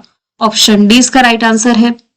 मुख्यमंत्री जो है लाल दोहुमा, जो कि मिजोरम के मुख्यमंत्री हैं, इन्होंने मिजो भाषा विकास बोर्ड के प्रयासों की सराहना की है, जिसने कि इस प्रस्ताव को आगे बढ़ाने की पहल की है। इस यदि देखा जाए तो इंडियन कॉन्स्टिट्यूशन में जो 8वीं अनुसूची है इसमें कुल 22 भाषाएं शामिल है, जिसमें कि असमिया है, बांग्ला, गुजराती, हिंदी, कन्नड़, कश्मीरी, कोंकणी, मलयालम, मणिपुरी, मराठी, नेपाली, ओडिया, पंजाबी, संस्कृत, सिंधी, तमिल, तेलुगु, उर्दू, बोडो, संथाली, मैथिली और डोगरी ये शामिल है। किस भारतीय एक्ट्रेस को ऑस्कर अवार्ड समारोह 2026 में अवार्ड प्रस्तुत करने के लिए यानी कि प्रेजेंटर का जिम्मा मिला? तो ये प्रियंका चोपड़ा हो जाएंगी। ऑप्शन बी इसका राइट आंसर है। आगे हम देखेंगे 98 नंबर ऑस्कर अवार्ड में किस किस कैटेगरी में किन्हें अवार्ड मिला है। भारत और किस देश के बीच सैन्य अभ्यास लामितीय का आयोजन मार्च 2026 में हुआ? तो ये भारत और सेशल्स के बीच होने वाली एक सैन्य अभ्यास है। 9 से 20 मार्च तक सेशल्स में ही आयोजित की गई थी, जिसमें कि तीनों ही सेना यानी कि जल थल वायु सेना ने पार्टिसिपेट किया। ये हिंद महासागर क्षेत्र में भारत और सेशल्स के बीच घनिष्ठ रक्षा संबंधों को दर्शाता है। से नो टू प्रॉक्सी सरपंच ये कैंपेन किस मंत्रालय ने चलाया है? तो ये पंचायती राज मंत्रालय की पहल है। ऑप्शन बी इसका राइट आंसर है। अंतरराष्ट्रीय महिला दिवस के मौके पर केंद्र सरकार ने पंचायत स्तर की राजनीति से जुड़ी एक बड़ी समस्या को समाप्त करने के लिए एक अभियान शुरू किया है, जिसका नाम है से नो टू प्रॉक्सी सरपंच। इसका उद्देश्य उस प्रथा को रोकना जिसमें ग्राम पंचायतों में जो चुनी गई महिला सरपंच होती है ना, इनकी जगह पर इनके पति या पुरुष रिश्तेदार वास्तविक सत्ता चलाते हैं। कहने के लिए तो महिला सरपंच जो है ये यहाँ की सरपंच है, लेकिन इसकी कमान जो है इनके पति या पुरुष रिश्तेदार के हाथ में होती है। फीफा वर्ल्ड कप जो 2026 का होगा, इसकी मेजबानी करने वाले देशों में कौन शामिल नहीं है? यूएसए, मैक्सिको, कनाडा ये होस्ट कर रहे हैं 2026 का फीफा मेंस वर्ल्ड कप। जो होस्ट नहीं कर रहे हैं, होस्ट ना करने वाली कंट्री में ब्राजील, जो कि 2027 में महिलाओं का फीफा वर्ल्ड कप होस्ट करेगी, यानी कि नेक्स्ट ईयर। इसके लिए 3 शुभंकर है, क्लच, मेपल और जायू। क्लच ये अमेरिका को रिप्रेजेंट कर रहा है, मेपल कनाडा को और जायू जैगुआर को रिप्रेजेंट कर रहा है। फीफा इनके federation international the football association 1904 formation year है, ज्यूरिख स्विट्जरलैंड में हेडक्वार्टर है और ज्ञानी इन्फेंटो एट प्रेजेंट इसके हेड हो जाएंगे। सवाल है, चर्चे में रहा प्रोबा 3 मिशन किस अंतरिक्ष एजेंसी से संबंधित है? तो ये यूरोपीय स्पेस एजेंसी से संबंधित है। तो यूरोपीय स्पेस एजेंसी का जो प्रोबा 3 शॉर मिशन से जुड़ा हुआ एक कोरोनाग्राफ अंतरिक्ष यान तकनीकी समस्या के कारण अस्थायी रूप से संपर्क से बाहर हुआ, इसके कारण ये चर्चे में आया था। यूरोपीय स्पेस एजेंसी का ये प्रोबा 3 है, विश्व का पहला अत्यधिक सटीक फॉर्मेशन फ्लाइंग उपग्रह मिशन माना जाता है, जिसे दिसंबर 2024 में अंतरिक्ष में प्रक्षेपित किया गया था। इसका पर्पस है सूर्य के बाहरी वायुमंडल, जिसे कोरोना कहा जाता है, इसका अध्ययन करना। सामान्य परिस्थितियों में सूर्य के तेज रोशनी के कारण इस क्षेत्र को स्पष्ट रूप से देखना कठिन हो जाता है। डिजिटल सुरक्षा कवच शाइन ऐप किसने लॉन्च किया है? तो ये ministry of railway, Indian railway की ये पहल है, भारतीय रेलवे की पहल है, जिसकी फुल फॉर्म बनती है sexual harassment incident notification for empowerment अंतर्राष्ट्रीय महिला दिवस के मौके पर ये महिला कर्मचारियों के लिए लॉन्च किया गया ऐप है। ये प्लेटफॉर्म मानव संसाधन प्रबंधन प्रणाली के माध्यम से गोपनीय शिकायतें दर्ज करने की सुविधा देता है। यानी कि महिला कर्मचारी जिसके साथ कार्यस्थल पर यदि कोई घटना हुई है तो ये शिकायत कर सकती है। इसकी पहचान इसमें गोपनीय रखी जाएगी। किस एशियाई देश ने 16 साल से कम उम्र के बच्चों के लिए सोशल मीडिया पर प्रतिबंध लगाने का फैसला किया? तो ये इंडोनेशिया हो जाएगा। यदि पूछा जाता दुनिया का ऐसा पहला देश जो कि 16 साल से कम उम्र के बच्चों के लिए सोशल मीडिया पर उपयोग बैन करने जा रहा है, तब आंसर ऑस्ट्रेलिया होता। इसका पर्पस है बच्चों को साइबर बुलिंग, ऑनलाइन धोखाधड़ी और हानिकारक कंटेंट से बचाना। ऑस्ट्रेलिया ये कदम उठाने वाला दुनिया का पहला देश था, जबकि स्पेन ऐसा कदम उठाने वाला यूरोप का पहला देश था। भारत में यदि बात की जाए तो ऐसा ही कदम कर्नाटक उठाने जा रहा है। किस देश ने नया रणनीतिक गठबंधन हेक्सागन ऑफ अलायंस घोषित किया है? तो आंसर इसका इजराइल हो जाएगा। ऑप्शन नंबर डी इसका राइट आंसर है। ये जो प्रस्तावित हेक्सागन गठबंधन है, इसमें भारत को एक केंद्रीय स्तंभ के रूप में स्थापित किया गया है, जबकि इजराइल, ग्रीस, साइप्रस इसके अन्य प्रमुख सदस्य देश हैं। इस प्रस्तावित गठबंधन का जो मुख्य फोकस है, ये प्रतिभागी देशों के बीच में रक्षा, खुफिया जानकारी साझा करना, प्रौद्योगिकी, कूटनीति और सुरक्षा समन्वय में रणनीतिक सहयोग पर यह केंद्रित है और इस गठबंधन में भारत को एक महत्वपूर्ण केंद्र माना जा रहा है। अगला सवाल है, किस राज्य के तट पर डीआरडीओ यानी कि डिफेंस रिसर्च डेवलपमेंट ऑर्गेनाइजेशन और इंडियन आर्मी ने P-8I एयरक्राफ्ट से स्वदेशी एयर ड्रॉपेबल कंटेनर जिसका नाम है ADC 150 air droppable container ADC 150 का सफल परीक्षण किया है? आंसर इसका हो जाता है गोवा। ऑप्शन सी इसका राइट आंसर है। अभी 21 फरवरी से 1 मार्च के बीच में ये परीक्षण किया गया है। ये प्रणाली समुद्र में नौसेना के जहाजों को चिकित्सा आपूर्ति उपकरण और आपातकालीन सामग्री सहित 150 किलोग्राम तक का भार पहुंचा सकती है। किस देश में भारतीय सेना ने ऑपरेशन सागर बंधु के तहत एक बड़ा पुल प्रोजेक्ट शुरू किया है? देखिए, अभी हाल ही के दिनों में हमने देखा था कि दितवा साइक्लोन ने श्रीलंका को बुरी तरीके से प्रभावित किया, तो इसके तहत कई यहाँ पर इंफ्रास्ट्रक्चर खराब हो गए थे, टूट गए थे, तो इसके लिए एक बड़ा पुल प्रोजेक्ट शुरू किया गया श्रीलंका में। भारत जो है ऑपरेशन सागर बंधु के तहत इस देश को सहयोग करने जा रहा है। इस अभियान के तहत सेना के जो इंजीनियर हैं, ये श्रीलंका के जाफना, कैंडी और नुवारा एलिया क्षेत्रों में 120 फीट से अधिक लंबे कई बेली ब्रिज बना करके कनेक्टिविटी बहाल कर रहे हैं, जो कि बाढ़ और भूस्खलन के कारण कट गई थी। किस भारतीय को प्रतिष्ठित एडमोंड बी मार्टिन अवार्ड 2026 से सम्मानित किया गया? तो विजेता इसकी कृति कारंत हो जाएंगी। ऑप्शन नंबर सी इसका राइट आंसर है। इन्होंने वन्यजीव संरक्षण के क्षेत्र में अहम योगदान दिया। ये पुरस्कार पाने वाली पहली भारतीय बनी और ये पुरस्कार रॉयल जियोग्राफिकल सोसाइटी द्वारा लंदन में प्रदान किया गया है। Centre for wild life studies के सीईओ के रूप में इन्होंने कई संरक्षण परियोजनाओं का भी नेतृत्व किया है। और अंतरराष्ट्रीय महिला दिवस ये मार्च महीने की 8 तारीख को मनाया जाता है। इस बार की थीम है अधिकार, न्याय, कार्रवाई सभी महिलाओं और लड़कियों के लिए, यानी कि rights, justice, action for all women and girls. आप ये भी याद रखें कि भारत में जो राष्ट्रीय महिला दिवस है ये 13 फरवरी को सरोजिनी नायडू के सम्मान में मनाया जाता है। हाल ही में गद्दार तेलंगाना फिल्म पुरस्कार 2025 में किस अभिनेता को NTR राष्ट्रीय फिल्म पुरस्कार से सम्मानित किया गया? विजेता इसके चिरंजीवी हो जाएंगे।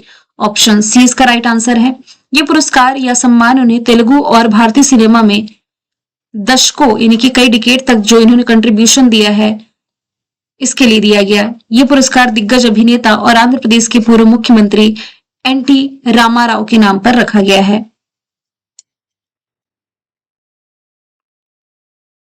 अगला सवाल है, किस राज्य में प्रोजेक्ट गंगा की शुरुआत की गई है? रिसेंटली उत्तर प्रदेश गवर्नमेंट की ये पहल है। उत्तर प्रदेश सरकार ने ग्रामीण क्षेत्रों में डिजिटल कनेक्टिविटी बढ़ाने के पर्पज से प्रोजेक्ट गंगा की शुरुआत करी है। लगभग 20 लाख ग्रामीण परिवारों को हाई स्पीड इंटरनेट से इसमें जोड़ा जाएगा, फाइबर नेटवर्क का विस्तार किया जाएगा और डिजिटल शिक्षा और ई गवर्नेंस को बढ़ावा दिया जाएगा। जोस एंटोनियो कोस्टा अभी हाल ही में किस देश के 38वें राष्ट्रपति बने हैं? तो ये भी हाल ही में चिली, जो साउथ अमेरिकी कंट्री है, यहाँ के नए राष्ट्रपति के रूप में 11 मार्च को पदभार संभाले हैं। 2026 से 30 इनका कार्यकाल होगा। गैब्रियल बोरिक को इन्होंने रिप्लेस किया है। अब इनके बैकग्राउंड की यदि बात की जाए तो 60 साल उम्र है, एक पेशे से वकील रहे हैं, रिपब्लिकन पार्टी के संस्थापक भी हैं। किस राज्य केंद्र शासित प्रदेश में आहार 2026 फूड एक्सपो का उद्घाटन किया गया? राजधानी दिल्ली में मार्च के महीने में इसकी शुरुआत की गई है। इस कार्यक्रम का आयोजन खाद्य प्रसंस्करण उद्योग मंत्रालय और इंडिया ट्रेड प्रमोशन ऑर्गेनाइजेशन के द्वारा किया गया है। इसका 40th एडिशन है, जिसका उद्घाटन केंद्रीय मंत्री पीयूष गोयल ने किया। भागीदार देश इसमें इटली है। किस राज्य में ऑपरेशन जेरिको चलाया गया है? तो ये मिजोरम में चलाया गया ऑपरेशन है। अब चलाया क्यों गया है? तो ड्रग तस्करी को रोकने के लिए मिजोरम गवर्नमेंट की ये पहल है।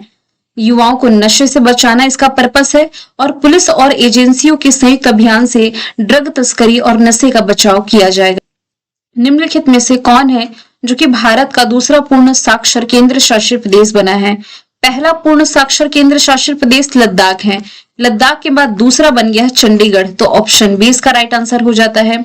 यहाँ पर महिला साक्षरता जो है 99.89% दर्ज की गई है। ओवरऑल यदि हम देखें तो राज्य की साक्षरता यानी कि इस यूटी की साक्षरता 99.93 बताई गई है।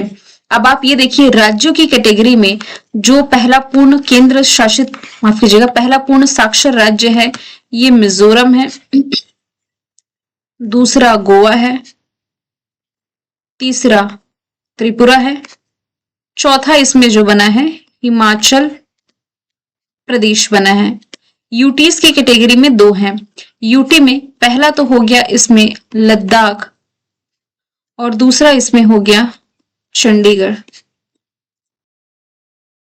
अगला सवाल है निम्नलिखित में से कौन भारत की पहली खुले तौर पर क्वीर सांसद बनी है? आंसर इसका हो जाएगा मेनका गुरुस्वामी। ऑप्शन सी इसका राइट आंसर हो जाएगा। वरिष्ठ अधिवक्ता मेनका गुरुस्वामी भारत की पहली खुले तौर पर क्वीर सांसद बनी है। इन्होंने 2026 में पश्चिम बंगाल से टीएमसी के उम्मीदवार के रूप में निर्विरोध राज्यसभा के लिए निर्वाचित होकर के इतिहास रचा है। अब यहाँ पर क्वीर का मतलब आप लोगों को समझ में नहीं आ रहा होगा, ये समझाने के लिए मैं आपको LGBTQ ये समझा देती हूँ। देखिए एल का मतलब है यहाँ पर lesbian, L for lesbian. Lesbian किसे कहेंगे? ऐसी महिला जो अन्य महिला की तरफ आकर्षित है, इनकी महिला होने के बावजूद महिलाओं की तरफ ही अट्रैक्ट हो रही हैं, ये लेस्बियन कहलाएंगे। इसके बाद गे, गे मतलब कि जो मेल हैं वो मेल की तरफ आकर्षित हो, पुरुष है जो अन्य पुरुषों की तरफ आकर्षित हो रहे हैं। बी का मतलब यहां से बाई सेक्सुअल होता है। अब बाई सेक्सुअल इसका क्या मतलब हुआ? इसका मतलब है ऐसे लोग जो पुरुष और महिला दोनों के प्रति आकर्षित हो, यानी कि यदि महिला है तो भी ये महिला पुरुष दोनों की तरफ आकर्षित होगी, पुरुष है तो महिला के अलावा पुरुष के साथ भी ये आकर्षित हो सकता है। ठीक है, इसके बाद चौथा इसमें जो टर्म आता है ये है ट्रांसजेंडर का। ट्रांसजेंडर यानी कि वे लोग जो लैंगिक पहचान यानी कि जिनकी जेंडर इक्वालिटी जन्म के समय निर्धारित लिंग से भिन्न होती है। मान लीजिए जन्म के समय कुछ और है और बाद में इनकी जेंडर आइडेंटिटी चेंज हो जाती है।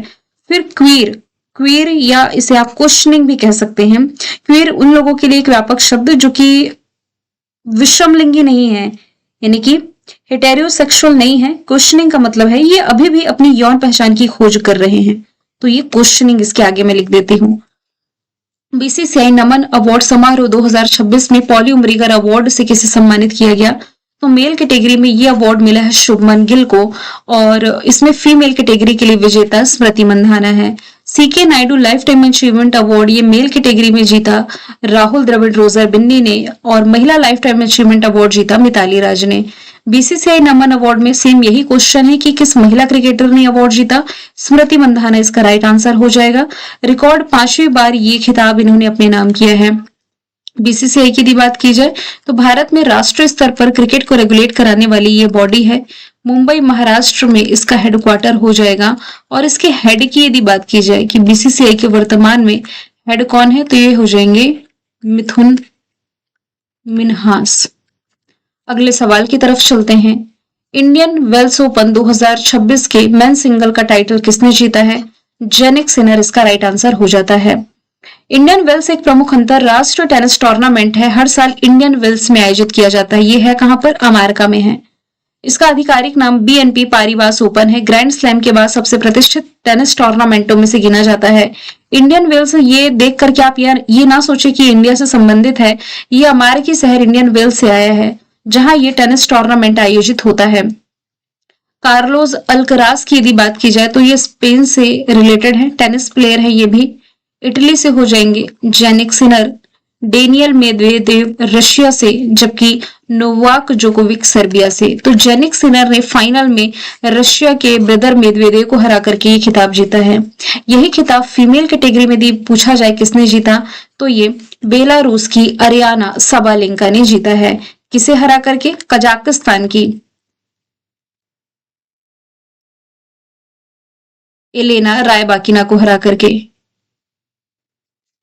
कोको गॉफ अमेरिका से बिलोंग करती हैं। ईगा स्विटेक ये पोलैंड से संबंधित हो जाएंगे। अगला सवाल है, अमेरिका द्वारा जिस खर्ग द्वीप पर मार्च 2026 में सैन्य हमला किया गया किस देश का हिस्सा है? तो ये ईरान का हिस्सा हो जाएगा। ऑप्शन डी इसका राइट आंसर है। अमेरिकी राष्ट्रपति डोनाल्ड ट्रंप ने 14 मार्च को कहा कि अमेरिकी सेना ने ईरान के खर्ग द्वीप पर स्थित कई सैन्य ठिकानों को नष्ट किया है। ये हमला 2026 के अमेरिका ईरान युद्ध के दौरान किया गया है। संविधान के किस अनुच्छेद के तहत प्रमुख या मुख्य चुनाव आयुक्त को सुप्रीम कोर्ट के न्यायाधीश के समान प्रक्रिया द्वारा पद से हटाया जा सकता है? तो यहाँ पर हम डिस्कस करेंगे आर्टिकल नंबर 324 के बारे में। ये भारत के संसदीय इतिहास में ऐसा पहली बार है जब किसी कार्यरत मुख्य चुनाव आयुक्त को पद से हटाए जाने के लिए औपचारिक नोटिस दिया गया है। फिलहाल इसमें विपक्ष ने आरोप ये लगाया है कि चुनाव आयोग के कामकाज में पक्षपातपूर्ण और भेदभावपूर्ण आचरण हुआ है, इसके लिए उनके खिलाफ कार्रवाई की जानी चाहिए। संसद के बजट सत्र के दौरान मार्च 2026 में इंडिया गठबंधन के सांसदों ने मुख्य निर्वाचन आयुक्त ज्ञानेश कुमार को पद से हटाने के लिए नोटिस दिया है। इस नोटिस पर कुल 193 सांसदों ने हस्ताक्षर किए हैं। इसमें 130 लोकसभा और 63 राज्यसभा सांसद शामिल है। इलेक्शन कमीशन ऑफ इंडिया जो है, इसका उल्लेख भारतीय संविधान के आर्टिकल नंबर 324 से 329 के बीच में बताया गया है। इलेक्शन कमीशन फॉर्मेशन ईयर इसका 25 जनवरी 1950 है। दिल्ली में हेडक्वार्टर है। मुख्य निर्वाचन आयुक्त फिलहाल तो सुकुमार सेन है, माफ कीजिएगा ज्ञानेश कुमार है। लेकिन आपसे पूछा जाए कि पहले मुख्य निर्वाचन आयुक्त थे कौन, तो ये सुकुमार सेन थे। हाल ही में जारी राजकोषीय स्वास्थ्य सूचकांक 2026 में कौन सा राज्य टॉप पर है? ओडिशा इसमें पहले स्थान पर रहा है। ये सूचकांक राज्यों के वित्तीय प्रबंधन का मूल्यांकन करती है। इसमें ओडिशा, गोवा, झारखंड टॉप पर है। उत्तर पूर्वी या हिमालयी राज्यों में अरुणाचल प्रदेश और उत्तराखंड का स्थान है। न्यूनतम रैंकिंग वाले राज्य पंजाब, पश्चिम बंगाल, केरला। सबसे निचले पायदान पर हिमाचल प्रदेश और मणिपुर को रखा गया है। भारत का जो सर्वोच्च साहित्यिक सम्मान है ज्ञानपीठ अवार्ड 2025 के से सम्मानित किया गया है। आर वेरामथु इस बार के विजेता हो जाएंगे। प्रसिद्ध तमिल कवि और गीतकार है वेरामथु। इन्हें 2025 का ज्ञानपीठ अवार्ड के लिए चुना गया है। ये पुरस्कार तमिल साहित्य और कविता में इनके आजीवन योगदान को मान्यता देता है। ज्ञानपीठ अवार्ड भारत में साहित्य जगत का सर्वोच्च सम्मान है, जिसकी स्थापना हुई थी 1961 में। सबसे पहली बार दिया गया 1965 में जी शंकर करूप को। फ्रीडम शील्ड सैन्य अभ्यास किन दो देशों के बीच में आयोजित किया जाता है? तो ये उत्तरी अमेरिका या अमेरिका कह सकते हैं और साउथ कोरिया के बीच होने वाला अभ्यास है। इसका पर्पस है कोरियाई प्रायद्वीपों की सुरक्षा को मजबूती प्रदान करना, संयुक्त सैन्य प्रणालियों का अभ्यास कराना और रीजनल सिक्योरिटी को मजबूती प्रदान करना है। ये एक बड़ा वार्षिक अभ्यास है जो अमेरिका और दक्षिण कोरिया की सेनाएं संयुक्त रूप से आयोजित करती हैं। भारत के 94 नंबर के ग्रैंड मास्टर कौन बने हैं? मयंक चक्रवर्ती, जो कि देश के पूर्वोत्तर भारत के राज्य कहां से आते हैं? असम से। उत्तर पूर्व भारत के पहले ग्रैंड मास्टर है। इन्होंने ये उपलब्धि स्वीडन में आयोजित शतरंज टूर्नामेंट में हासिल करी। मात्र 16 वर्ष के हैं। इसके पहले हमने देखा था आरा डेंगेला, ये 93 नंबर के ग्रैंड मास्टर बने। पूछा जाए भारत के पहले ग्रैंड मास्टर कौन थे, तो ये विश्वनाथन आनंद थे। भारत ने अपना पहला स्वदेशी उभयचर ड्रोन विकसित किया, यानी कि जो जल और थल दोनों में रह सकता है। इसका नाम क्या है? तो अवतार इसका नाम हो जाएगा। ऑप्शन बी इसका राइट आंसर हो जाएगा। ये हवा पानी दोनों में काम कर सकता है। बैंगलोर की जो स्टार्टअप कंपनी अक्वा एरिक्स ऑटोनॉमस सिस्टम ने इसे बनाया है। ये ड्रोन समुद्री निगरानी, खोज और बचाव अभियान, साथ ही रक्षा कार्यों में उपयोगी साबित हो सकता है। भारत के पहले स्वदेशी पॉल्यूशन कंट्रोल वेसल का नाम पूछा जा रहा है, जिसका निर्माण गोवा शिपयार्ड लिमिटेड द्वारा किया गया है। तो इसका नाम क्या हो जाएगा? Samudra Pratap. Option C right answer है। तो भारत ने समुद्री प्रदूषण को कंट्रोल करने के लिए नया कदम उठाया है। भारत के नए प्रदूषण नियंत्रण पोत का नाम समुद्र प्रताप है। इसका निर्माण किया है गोवा शिपयार्ड लिमिटेड ने। इसका उपयोग समुद्र में फैलने वाले तेल और अन्य प्रदूषण को कंट्रोल करने के लिए किया जाएगा। किस देश ने कानूनी वंशानुगत पीयर्स व्यवस्था को खत्म करने के लिए एक ऐतिहासिक कानून पारित किया? तो ब्रिटेन इसका राइट आंसर हो जाएगा। हाउस ऑफ लॉर्ड्स में वंशानुगत पीयर्स की व्यवस्था को समाप्त करने के लिए कानून पारित किया गया है। इसका उद्देश्य संसद को अधिक लोकतांत्रिक बनाना और विधेयक का नाम है हाउस ऑफ लॉर्ड्स बिल। अभी ऑस्कर अवार्ड दिए गए 2026 के 98 नंबर का ऑस्कर, जिसमें कि बेस्ट फिल्म का अवार्ड जीता है वन बैटल आफ्टर अनदर ने। इसको डायरेक्ट किया गया है, मतलब कि इसके डायरेक्टर और राइटर पॉल थॉमस एंडरसन है। प्रोड्यूसर एडम सोमनर, सारा मर्फी और पॉल थॉमस एंडरसन है। 98th एडिशन है, जो कि लॉस एंजल्स अमेरिका में आयोजित किया गया। इसी में बेस्ट एक्टर का अवार्ड जीता है माइकल बी जॉर्डन ने। ऑप्शन बी इसका राइट आंसर है, फिल्म सिनर्स के लिए। और ये अवार्ड जीतने वाले छठे अश्वेत एक्टर बन गए हैं। इसी में बेस्ट एक्ट्रेस का अवार्ड ऑस्कर के लिए किसे मिला है? जेसी बुकली को, इनकी फिल्म हैमनेट के लिए। और ये अवार्ड पाने वाली पहली आयरिश एक्ट्रेस ये बन गई हैं। 98 नंबर के ऑस्कर अवार्ड में बेस्ट डायरेक्टर का अवार्ड जीता है पॉल थॉमस एंडरसन ने one battle after another film के लिए। आगे यदि हम चलें कि हाल ही में कुसुमपुर गांव किस राज्य का पहला स्मार्ट गांव बनने जा रहा है? तो ये ओडिशा का पहला स्मार्ट गांव बनने जा रहा है। नाम है कुसुमपुर गांव। मतलब कि स्मार्ट गांव आप ऐसे गांव को कहेंगे जहां पर इंटरनेट कनेक्टिविटी, तकनीकी नवाचार और डिजिटल साक्षरता के माध्यम से निवासियों का जीवन स्तर बेहतर बनाया जाता है। ये गांव डिजिटल प्रौद्योगिकी जैसे ई गवर्नेंस, स्मार्ट कृषि, टेलीमेडिसिन और सौर ऊर्जा का उपयोग करके आत्मनिर्भर बनते हैं, जहां शहरों जैसी मूलभूत सुविधाएं प्रोवाइड कराई जाती हैं। हाल ही में यूनिक्लो ने अपना ब्रांड एम्बेसडर किसे बनाया है? तो अभी हाल ही में जो क्रिकेटर हैं जसप्रीत बुमराह, ये ब्रांड यूनिक्लो के एम्बेसडर रिसेंटली बन गए हैं। स्मृति मंधाना के नाम से बारबी डॉल जस्ट हमने देखी है। हरमनप्रीत कौर पंजाब नेशनल बैंक की ब्रांड एम्बेसडर। शेफाली वर्मा जो है ना, ये हरियाणा महिला आयोग की एम्बेसडर रिसेंटली बनाई गई थी। अगला क्वेश्चन है, हिंदी भाषा के लिए साहित्य अकादमी अवार्ड 2025 किसे प्रदान किया गया? ये अवार्ड ममता कलिया ने जीता है। इनकी जो किताब है जीते जी इलाहाबाद के लिए। इसमें लेखिका ने इलाहाबाद में बिताए गए अपने शुरुआती दिनों को याद किया है। और यही अवार्ड अंग्रेजी भाषा के लिए नवतेज सरना ने जीता है। नवतेज सरना ने अपनी किताब क्रिम्सन स्प्रिंग के लिए ये खिताब जीता है अंग्रेजी भाषा के लिए, जो कि पूर्व राजनयिक और हिंदी लेखक हैं। 2026 का प्रतिष्ठित संगीता कलानिधि अवार्ड के लिए किसे चुना गया है? मैंने सीक्वेंस से ऐड किया है। देखिए, 2026 में यह अवार्ड जयंती कुमारेश ने जीता। 2025 में यही अवार्ड आर के राम कुमार ने जीता था। 2024 में टीएम कृष्णा ने और 2023 का संगीता कलानिधि सम्मान बॉम्बे जयश्री ने जीता था। तो ये कर्नाटक संगीत की जाने मानी हस्ती और सरस्वती वीणा वादक है। ये पुरस्कार म्यूजिक एकेडमी मद्रास द्वारा दिया जाता है। कर्नाटक संगीत के क्षेत्र का सर्वोच्च सम्मान है। ये पुरस्कार म्यूजिक एकेडमी के 100वें सम्मेलन के दौरान प्रदान किया जाएगा। ये पुरस्कार कर्नाटक संगीत के क्षेत्र में उत्कृष्ट योगदान को सम्मानित करता है। भारत सरकार के द्वारा मुफ्त प्रतियोगी परीक्षाओं की तैयारी करने के लिए लॉन्च किया गया है साथी ऐप। किस मंत्रालय की पहल है? तो ये शिक्षा मंत्रालय यानी कि मिनिस्ट्री ऑफ एजुकेशन की प्रमुख पहल है। यहाँ पर देखिए, साथी ऐप की फुल फॉर्म बनती है self assessment test and help for entrance exam. इसे कानपुर स्थित आईआईटी यानी भारतीय प्रौद्योगिकी संस्थान के सहयोग से विकसित किया गया है। और ये ऐप जी, नीट, सीयूईटी, एसएससी, आईबीपीएस, सीलेट और आरआरबी जैसे प्रतियोगी परीक्षाओं के लिए निःशुल्क तैयारी संसाधन उपलब्ध कराता है। इसमें वीडियो लेक्चर्स, मॉक टेस्ट, जो भी आपके स्टडी मटेरियल है और पिछले साल के जो ओल्ड क्वेश्चंस पेपर है, ये सभी प्रोवाइड कराए जाते हैं। ये प्लेटफॉर्म आर्थिक रूप से कमजोर छात्रों को कम शुल्क में गुणवत्तापूर्ण कोचिंग प्रदान करने में सहायता प्रदान करने के लिए बनाया गया है। अंग्रेजी, हिंदी सहित कई भारतीय भाषाओं में ये अवेलेबल है। सूर्य मिधा, जो भी हाल ही में 22 साल की उम्र में दुनिया के सबसे युवा अरबपति की लिस्ट में शामिल हुए हैं, किस एआई स्टार्टअप के ये संस्थापक हैं। तो आंसर इसका हो जाएगा मरकूर। ऑप्शन नंबर सी इसका राइट आंसर है। तो सूर्यमिधा 22 साल की उम्र में दुनिया के सबसे कम उम्र के स्वनिर्मित यानी कि सेल्फ मेड अरबपतियों में से एक बने हैं। इन्होंने मार्क जकरबर्ग का रिकॉर्ड तोड़ा जो कि 23 साल की उम्र में अरबपति बने थे। $350 मिलियन की फंडिंग राउंड के बाद इस स्टार्टअप का मूल्यांकन लगभग $10 बिलियन तक पहुंच गया है। ह्यूरन ग्लोबल रिच लिस्ट 2026 के अनुसार दुनिया के सबसे अमीर व्यक्ति कौन बने हैं? बर्नार्ड, माफ कीजिएगा, एलन मस्क है।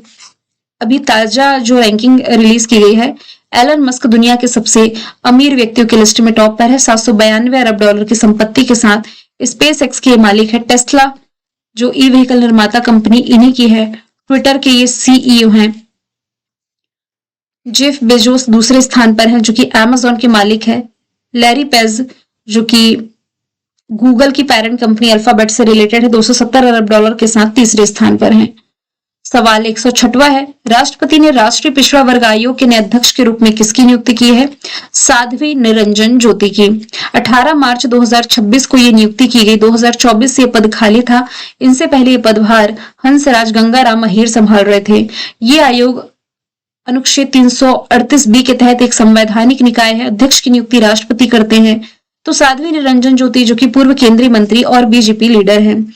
इकबाल सिंह जो है ये माइनॉरिटी कमीशन यानी कि अल्पसंख्यक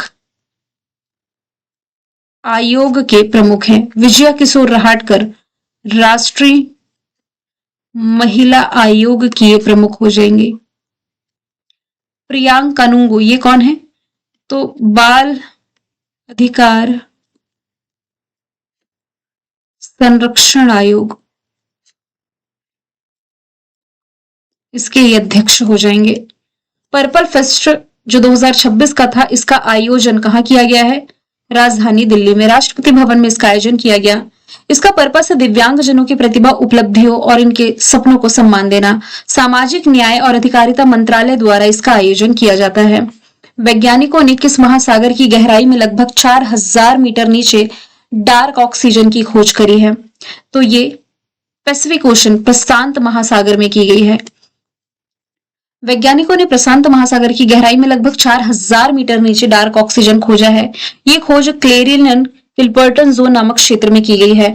डार्क ऑक्सीजन यानी कि जहां पर सूर्य का प्रकाश नहीं पहुंच पाता, ये ऑक्सीजन वहां मौजूद पॉलीमेटेलिक नोड्यूल यानी कि धातु के पिंड द्वारा पानी की इलेक्ट्रोलाइसिस से उत्पन्न होते हैं। नेक्स्ट है, अंतरराष्ट्रीय सौर गठबंधन का 118वां नंबर का सदस्य देश कौन बना है? तो रोमानिया इसका राइट आंसर हो जाएगा। ऑप्शन नंबर डी इसका राइट आंसर है। अब इंटरनेशनल सोलर अलायंस है क्या, ये मैं आपको समझा देती हूं। बेसिकली सोलर टेक्नोलॉजी शेयर करने के पर्पज से इंटरनेशनल सोलर अलायंस का गठन किया गया था 2015 में। किसकी किसकी पहल थी ये? भारत और फ्रांस की पहल थी। कोप 21 के दौरान, कॉन्फ्रेंस ऑफ पार्टीज 21 जो फ्रांस की कैपिटल पेरिस में हुआ था, इस दौरान ऐसे देश जो कि कर्क रेखा और मकर रेखा यानी कि ट्रॉपिक ऑफ कैंसर और ट्रॉपिक ऑफ कैप्रिकॉन के बीच आने वाले देशों के बीच में सोलर टेक्नोलॉजी शेयर करने के पर्पज से शुरू किया गया था, क्योंकि ये क्षेत्र उष्ण कटिबंधीय क्षेत्र होता है जहां सूर्य की किरणें डायरेक्ट पहुंचती है। तापमान यहाँ पर अच्छा खासा होता है। लेकिन बाद में जो संशोधन हुआ, इसके बाद ऐसी कंट्री जो ट्रॉपिक ऑफ कैंसर के बाहर है या कैप्रिकॉन के बाहर है, ये भी इसमें शामिल होने लगी और रोमानिया इसमें शामिल 118वां सदस्य देश बना। इजराइल जो है एशियाई विकास बैंक का 69 नंबर का मेंबर कंट्री बना है। इंडोनेशिया की यदि बात की जाए तो ये ब्रिक्स का 10वां नंबर का मेंबर कंट्री बना है। स्वीडन यानी कि नॉर्थ अटलांटिक ट्रीटी ऑर्गेनाइजेशन का ये 32वां नंबर का मेंबर कंट्री हो जाएगा। सवाल 110वां है, किस राज्य का जीआई टैग प्राप्त जोहा चावल पहली बार यूके और इटली को एक्सपोर्ट किया गया है? तो ये जोहा चावल आप रिलेट करेंगे असम से। ऑप्शन बी इसका राइट आंसर है। 25 मीट्रिक टन इस जोहा चावल का निर्यात यूके और इटली को भेजा गया है। ऐसा पहली बार है जब ये जीआई टैग प्राप्त प्रोडक्ट अब विदेशों में भी अपनी पहचान बनाएगा। ये चावल अपनी विशिष्ट खुशबू और बारीक दानों के कारण खास तौर पर जाना जाता है। नेक्स्ट है, किस शहर में पोटी श्री मालुकू के सम्मान में बलिदान की प्रतिमा यानी कि स्टेच्यू ऑफ सेक्रीफाइस स्थापित किया गया है? तो आंसर इसका हो जाता है अमरावती। ऑप्शन डी इसका राइट आंसर है। 58 फुट ऊंची कांस्य की प्रतिमा है। चंद्रबाबू नायडू की 125वीं जयंती के अवसर पर यह उद्घाटन किया गया है पोट्टू श्रीमालू मेमोरियल ट्रस्ट के द्वारा। इस प्रतिमा को नाम दिया गया बलिदान यानी कि स्टेच्यू ऑफ सेक्रीफाइस। वैसे आप रिलेट करेंगे तो बापू टावर पटना में स्थापित किया गया। स्टेच्यू ऑफ यूनिटी ये कहां पर है? गुजरात के केवड़िया में है। वर्ल्ड हैप्पीनेस इंडेक्स 2026 के अनुसार दुनिया के सबसे खुशहाल देशों में भारत इस बार 116वें नंबर पर आया है। यह रिपोर्ट वेलबींग रिसर्च सेंटर द्वारा जारी की गई है। इसमें टॉप की 3 कंट्री तीनों ही यूरोप से हैं, फिनलैंड, आइसलैंड, डेनमार्क। पड़ोसियों की स्थिति क्या है? चाइना 65, नेपाल 99, पाकिस्तान 104, बांग्लादेश 127, म्यांमार 129, अफगानिस्तान इस लिस्ट में सबसे लास्ट है 147। संयुक्त राष्ट्र की किस रिपोर्ट का निष्कर्ष है कि सोशल मीडिया युवाओं की खुशियों को कम कर रहा है? तो ये वर्ल्ड हैप्पीनेस रिपोर्ट 2026 कहती है अत्यधिक सोशल मीडिया के इस्तेमाल से वेलबींग में गिरावट, विशेष रूप से टीनेजर्स गर्ल्स पर इस पर ज्यादा असर पड़ा है। यूनाइटेड नेशंस की यदि बात की ही जा रही है तो 24 अक्टूबर 1945 इसका फॉर्मेशन ईयर है। हेडक्वार्टर इसका न्यूयॉर्क अमेरिका में है। एंटोनियो गुटेरेस इसके अध्यक्ष हो जाएंगे। निम्नलिखित में से किस ह्यूमैनिटेरियन अवार्ड से सम्मानित किया गया है? Kalinga institute of social science ये किस अवार्ड की फुल फॉर्म है, जिसकी विजेता रही हैं Nita Ambani? Option number A इसका राइट आंसर हो जाएगा। नीता अंबानी ये पुरस्कार इन्हें भुवनेश्वर स्थित कलिंगा सामाजिक विज्ञान संस्थान द्वारा प्रदान किया गया है। ये रिलायंस फाउंडेशन की अध्यक्ष हैं। इन्होंने शिक्षा, स्वास्थ्य सेवा, ग्रामीण विकास और खेल के क्षेत्र में जो कंट्रीब्यूशन दिया है इसके लिए यह अवार्ड मिला है। हाल ही में भूमिका श्रेष्ठ निम्नलिखित में से किस देश की पहली ट्रांसजेंडर महिला सांसद नियुक्त की गई हैं? तो भारत के पड़ोसी नेपाल की पहली ट्रांसजेंडर महिला सांसद नियुक्त कर दी गई है। अब ये ट्रांसजेंडर होता क्या है ये ऑलरेडी मैं आपको समझा चुकी हूँ। हाल ही में किसे Bharat interface for money payment app का ब्रांड एम्बेसडर बनाया गया है? तो हाल ही में जो महेंद्र सिंह धोनी है ये भीम के ब्रांड एम्बेसडर बन गए हैं। भीम यानी कि भारत इंटरफेस फॉर मनी। इसके पहले ये स्टेट बैंक ऑफ इंडिया के भी ब्रांड एम्बेसडर रह चुके हैं। अगला सवाल है भारतीय औद्योगिक विकास योजना, जिसे आप भव्य योजना कह सकते हैं, इसके अंतर्गत विकसित किए जाने वाले 100 औद्योगिक पार्क किस प्रकार के होंगे? तो ये प्लग एंड प्ले टेक्नोलॉजी पर आधारित होंगे, जिसके लिए केंद्र सरकार ने 33,660 करोड़ रुपए मंजूर किए हैं। प्लग एंड प्ले या इसे ही आप इजी लैंग्वेज में कह सकते हैं लगाओ और चलाओ टेक्नोलॉजी। मतलब कि देखिए देश भर में 100 plug and play industrial park विकसित किए जाएंगे, यानी कि इसमें जमीन पहले से तैयार है, बिजली, पानी, सड़क पहले से मौजूद और जरूरी अनुमति पहले से ही क्लियर कर लिए जाएंगे। अलग अलग सेक्टर के पार्क नहीं होंगे बल्कि क्लस्टर बेस्ड इंडस्ट्रियल इकोसिस्टम होंगे। इसमें मैन्युफैक्चरिंग, लॉजिस्टिक और सर्विसेज सब कुछ एक जगह होगा। प्रत्येक पार्क का आकार 100 से 1000 एकड़ के बीच होगा और सरकार 1 करोड़ प्रति एकड़ तक फाइनेंशियल हेल्प इसमें देगी। कि सरकार द्वारा आयोजित बहुराष्ट्रीय सैन्य अभ्यास सी ड्रैगन 2026 जिसमें भारतीय नौसेना ने पार्टिसिपेट किया, तो ये अमेरिका द्वारा आयोजित किया जाता है। रिसेंटली इसका आयोजन गुआम जो पैसिफिक ओशन के पास है यहाँ पर किया गया है। यह अभ्यास इंडो पैसिफिक क्षेत्र में चाइना की बढ़ती नौसैनिक गतिविधियों के बीच महत्वपूर्ण है। इसमें इंडियन नेवी के अलावा अमेरिका, ऑस्ट्रेलिया, जापान और न्यूजीलैंड ने पार्टिसिपेट किया है। मार्च 2026 में Knight Commander of the Order of British Empire की मानद उपाधि से सम्मानित किया गया है एन चंद्रशेखरन को। ये है कौन? तो ये टाटा ग्रुप के चेयरमैन हैं। यूके गवर्नमेंट ने यह सम्मान दिया है। ये सम्मान भारत यूके व्यापार संबंधों को मजबूत करने में इनके द्वारा दिए गए कंट्रीब्यूशन के लिए दिया गया है। विश्व जल दिवस यानी कि वर्ल्ड वाटर डे मनाया कब जाता है? मार्च महीने की 22 तारीख को। और इस बार की थीम है वाटर एंड जेंडर। 1993 से ये दिवस हर साल मनाया जा रहा है यूनाइटेड नेशंस के द्वारा। पर्पस है स्वच्छ जल की उपलब्धता, जल संकट और जल प्रबंधन की चुनौतियों पर ध्यान केंद्रित करना। स्टॉकहोम जल पुरस्कार जो 2026 का मिला है, ये मिला है काव्य मदानी को। यही अवार्ड 2025 का जीता था गुंटर ब्लोशेल ने। तो ये पुरस्कार इन्हें जटिल जल संकट, जल प्रबंधन और गेम थ्योरी के माध्यम से नीति निर्माण में उत्कृष्ट योगदान के लिए दिया जाता है। इसे जल का नोबेल भी कहा जाता है। 19वीं सदी का प्रम्बावन मंदिर किस देश में स्थित है? तो ये इंडोनेशिया में है, जिसे फिर से बनाने के लिए भारत ने इस देश के साथ साझेदारी करी है। भारतीय पुरातात्विक सर्वेक्षण यानी कि आर्कोलॉजी सर्वे ऑफ इंडिया ने अपनी तकनीकी विशेषता के साथ इस परियोजना में सहायता देने का वादा किया है। ये दक्षिण पूर्व एशिया के सबसे बड़े हिंदू मंदिरों में से एक है। भारत सरकार और इंडोनेशिया ने इस मंदिर के जीर्णोद्धार के लिए समझौता किया है। कालिंजर किले की पहाड़ी किस राज्य में स्थित है, जिसे भारतीय भूवैज्ञानिक सर्वेक्षण द्वारा हाल ही में राष्ट्रीय भू विरासत स्थल का दर्जा दिया है? तो ये उत्तर प्रदेश में है। ऑप्शन ए इसका राइट आंसर हो जाएगा। ये किला एक एकांत पहाड़ी शिखर पर स्थित है जो विंध्य पर्वतमाला और केन नदी से घिरा हुआ है, जिसे रणनीतिक रूप से अत्यंत महत्वपूर्ण माना जाता है। किस देश ने मार्च 2026 में ऑफिशियली तौर पर डब्ल्यूएचओ की सदस्यता छोड़ी है? देखिए, अमेरिका के बाद हाल ही में जो अर्जेंटीना है, जो कि आपकी साउथ अमेरिकी कंट्री है, ये डब्ल्यूएचओ की सदस्यता छोड़ चुका है।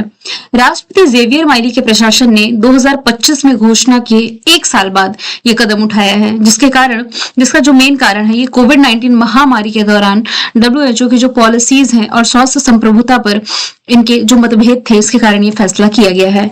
अर्जेंटीना से ही यदि आप रिलेट करेंगे ना, तो पंपास घास के मैदान रिलेट कर सकते हैं, और यहीं से विश्व प्रसिद्ध फुटबॉलर लियोनेल मेसी का भी संबंध है। सवाल नंबर 125वां है, किस शहर में गाय आधारित अर्थव्यवस्था पर भारत का सबसे बड़ा वैश्विक शिखर सम्मेलन गौटेक आयोजित किया गया? रिसेंटली महाराष्ट्र के पुणे में मार्च के महीने में आयोजित किया गया, 20 से 23 मार्च तक। इसका उद्देश्य है गौ आधारित उद्योग और आधुनिक तकनीकों को बढ़ावा देना। पुणे यहाँ पर सीरम इंस्टीट्यूट ऑफ इंडिया का मुख्यालय है। भारत की रासायनिक प्रयोगशाला यानी कि केमिकल लेबोरेटरी ऑफ इंडिया, ये भी आपकी महाराष्ट्र के पुणे में है। आगे चलते हैं। भारत सरकार ने पश्चिम एशिया में बढ़ते तनाव और हॉर्मुज स्ट्रेट के पास रुकावटों के कारण निर्यातकों को राहत देने के लिए एक योजना की शुरुआत करी, जिसका नाम रिलीफ हो जाएगा। ऑप्शन डी इसका राइट आंसर है। रिलीफ यानी कि resilience and logistic intervention for export facilitation. ये योजना उच्च शिपिंग लागत और बीमा प्रीमियम से जूझ रहे निर्यातकों को विशेष रूप से 3 महीने की अवधि के लिए वित्तीय और लॉजिस्टिक सहायता प्रदान करती है। महिला किसानों को सशक्त बनाने के लिए भारत सरकार ने हाल ही में कौन सी पहल शुरू करी है? तो ये कृषि सखी पहल है। ऑप्शन डी इसका राइट आंसर है। इस पहल का मकसद न केवल महिला किसानों को पहचान दिलाना, बल्कि उन्हें कृषि और फसल बीमा से जोड़कर आर्थिक रूप से मजबूत बनाना भी है। ग्लोबल टेररिज्म इंडेक्स जो रिसेंटली रिलीज किया गया 2026 का, इसमें आतंकवाद से सबसे अधिक प्रभावित देशों की लिस्ट में पाकिस्तान को टॉप पर रखा गया है। देखिए, अफ्रीका का जो साहिल क्षेत्र है, ये आतंकवाद का वैश्विक हॉटस्पॉट बना हुआ है, जहां मौतों का एक बड़ा हिस्सा होता है। लेकिन ये जो रिपोर्ट है Institute for Economic and Peace की, इसमें आतंकवाद से सबसे अधिक प्रभावित देशों में पाकिस्तान तो टॉप पर है, भारत इसमें 13 प्लेस पर है। वर्ष 2024-25 के लिए भारत का शीर्ष कपड़ा निर्यातक राज्य जो है, ये तमिलनाडु बना है। वित्त वर्ष 2024-25 के लिए यहाँ पर गारमेंट एक्सपोर्ट लगभग $8,000 मिलियन का रहा, जो पिछले 4 वर्षों की तुलना में लगभग 30% अधिक है। पूरे भारत में तमिलनाडु का कंट्रीब्यूशन कपड़ा एक्सपोर्ट में 21.84% है। किस भारतीय अभिनेत्री को यूके हाउस ऑफ कॉमन्स 2026 में वुमेन एम्पावरमेंट के लिए सम्मानित किया गया? ऋतुपूर्ण सेन गुप्ता, ये इसका राइट आंसर हो जाएगा। वुमेन एम्पावरमेंट के लिए सम्मानित की गई है हाउस ऑफ कॉमन्स लंदन में। निम्नलिखित में से कौन फ्रांस के लीजन ऑफ ऑनर या कमांडर रैंक से सम्मानित पहले भारतीय राजदूत बने हैं? जावेद अशरफ, ये इसका राइट आंसर हो जाएगा। 18 मार्च 2026 को राजधानी दिल्ली में यह सम्मान इन्हें मिला है फ्रांस के राजदूत थेरी माथू के द्वारा। अजीत डोवाल जो कि नेशनल सिक्योरिटी एडवाइजर है, इनकी उपस्थिति में, और ये सम्मान पाने वाले ये 8वें भारतीय हैं। ऑस्कर और बाफ्टा के लिए नॉमिनेटेड किस फिल्म को central board of film certification ने भारत में रिलीज होने के लिए अस्वीकारा था? तो ये फिल्म है the voice of Hind reserve. इस फिल्म के बारे में यदि बात करें तो 23 मिनट का एक डॉक्यूमेंट्री ड्रामा है। इसके बारे में थोड़ा मैं आपको बता देती हूँ। ये 5 वर्ष की बच्ची हिंद रिजर्व की सच्ची कहानी पर आधारित है। जनवरी 2024 में गाजा सिटी से भागते हुए उसकी कार पर हमला हुआ था और 12 दिनों बाद उसकी बॉडी उसके परिवार और 2 वॉलंटियर्स के साथ मिला था। फिल्म में हिंद रिजर्व की असली आवाज का इस्तेमाल किया गया है। ट्यूनीशिया फिल्म निर्माता और ऑस्कर नॉमिनेटेड कौसर बेन हानिया ने इसे डायरेक्ट किया है। Central board of film certification ने इस आधार पर भारत में रिलीज होने से इंकार किया कि इस फिल्म के कारण भारत इजराइल संबंधों पर नकारात्मक इंपैक्ट पड़ सकता है। प्रतिष्ठित मार्क लिंटन हिस्ट्री प्राइज किसने जीता है? विलियम डिलरिम्पल ने। ऑप्शन डी इसका राइट आंसर है। ये एक स्कॉटिश इतिहासकार और लेखक हैं। ये पुरस्कार इनकी पुस्तक the golden road, how ancient India transform the world के लिए दिया गया है।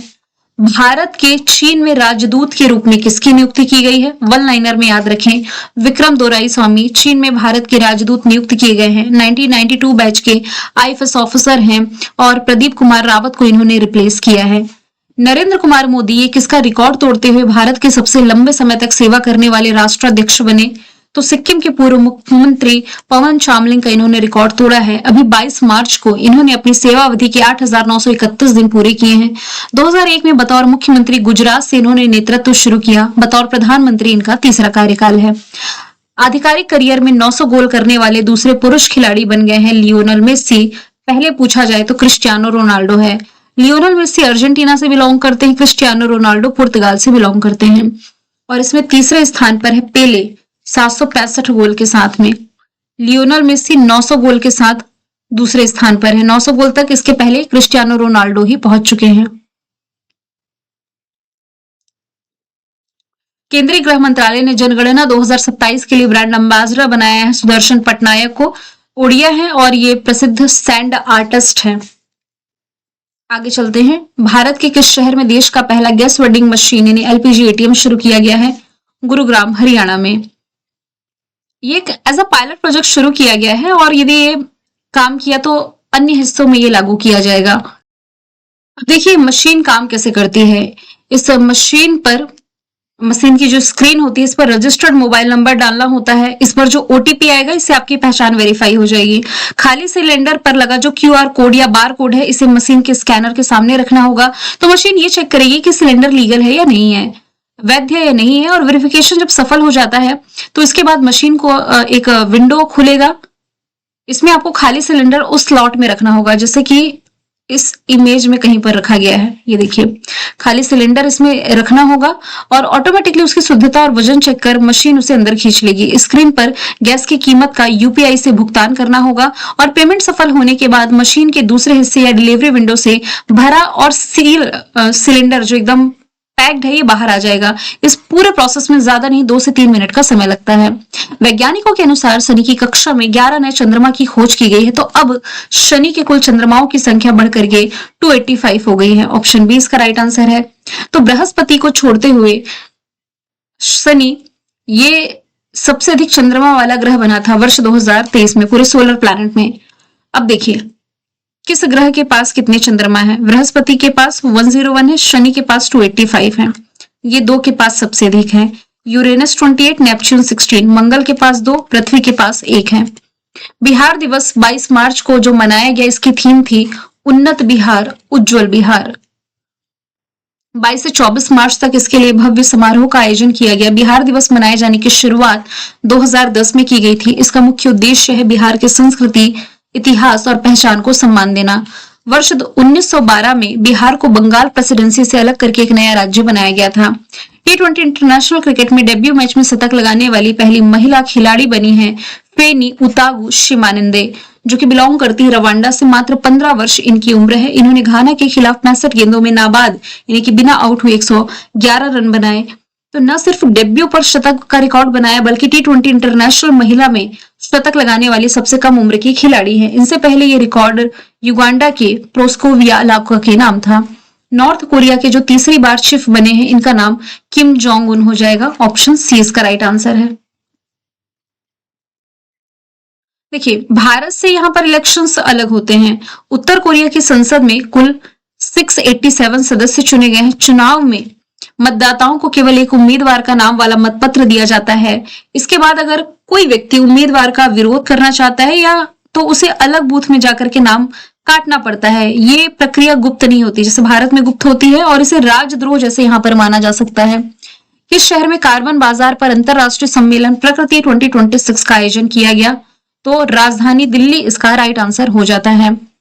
इसका आयोजन विद्युत मंत्रालय के अंतर्गत जो ऊर्जा दक्षता ब्यूरो आता है ना, ब्यूरो ऑफ एनर्जी एफिशिएंसी, इसके द्वारा किया गया।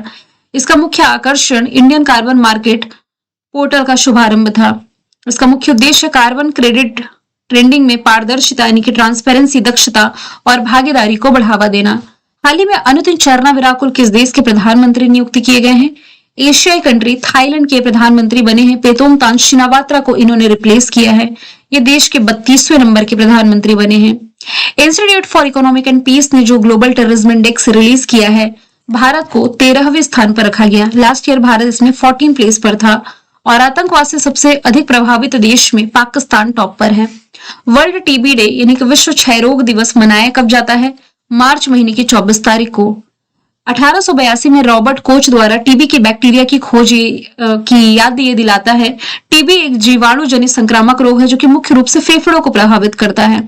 हाँ, हम टीबी को खत्म कर सकते हैं, प्रतिबद्ध हो, निवेश करें, परिणाम दे, इस बार की थीम है, यानी कि yes we can end TB, commit, invest and deliver. Kakadu नौसैन्य अभ्यास, इसका आयोजन रिसेंटली कहाँ किया गया है? ऑस्ट्रेलिया में। ऑप्शन सी इसका राइट आंसर है।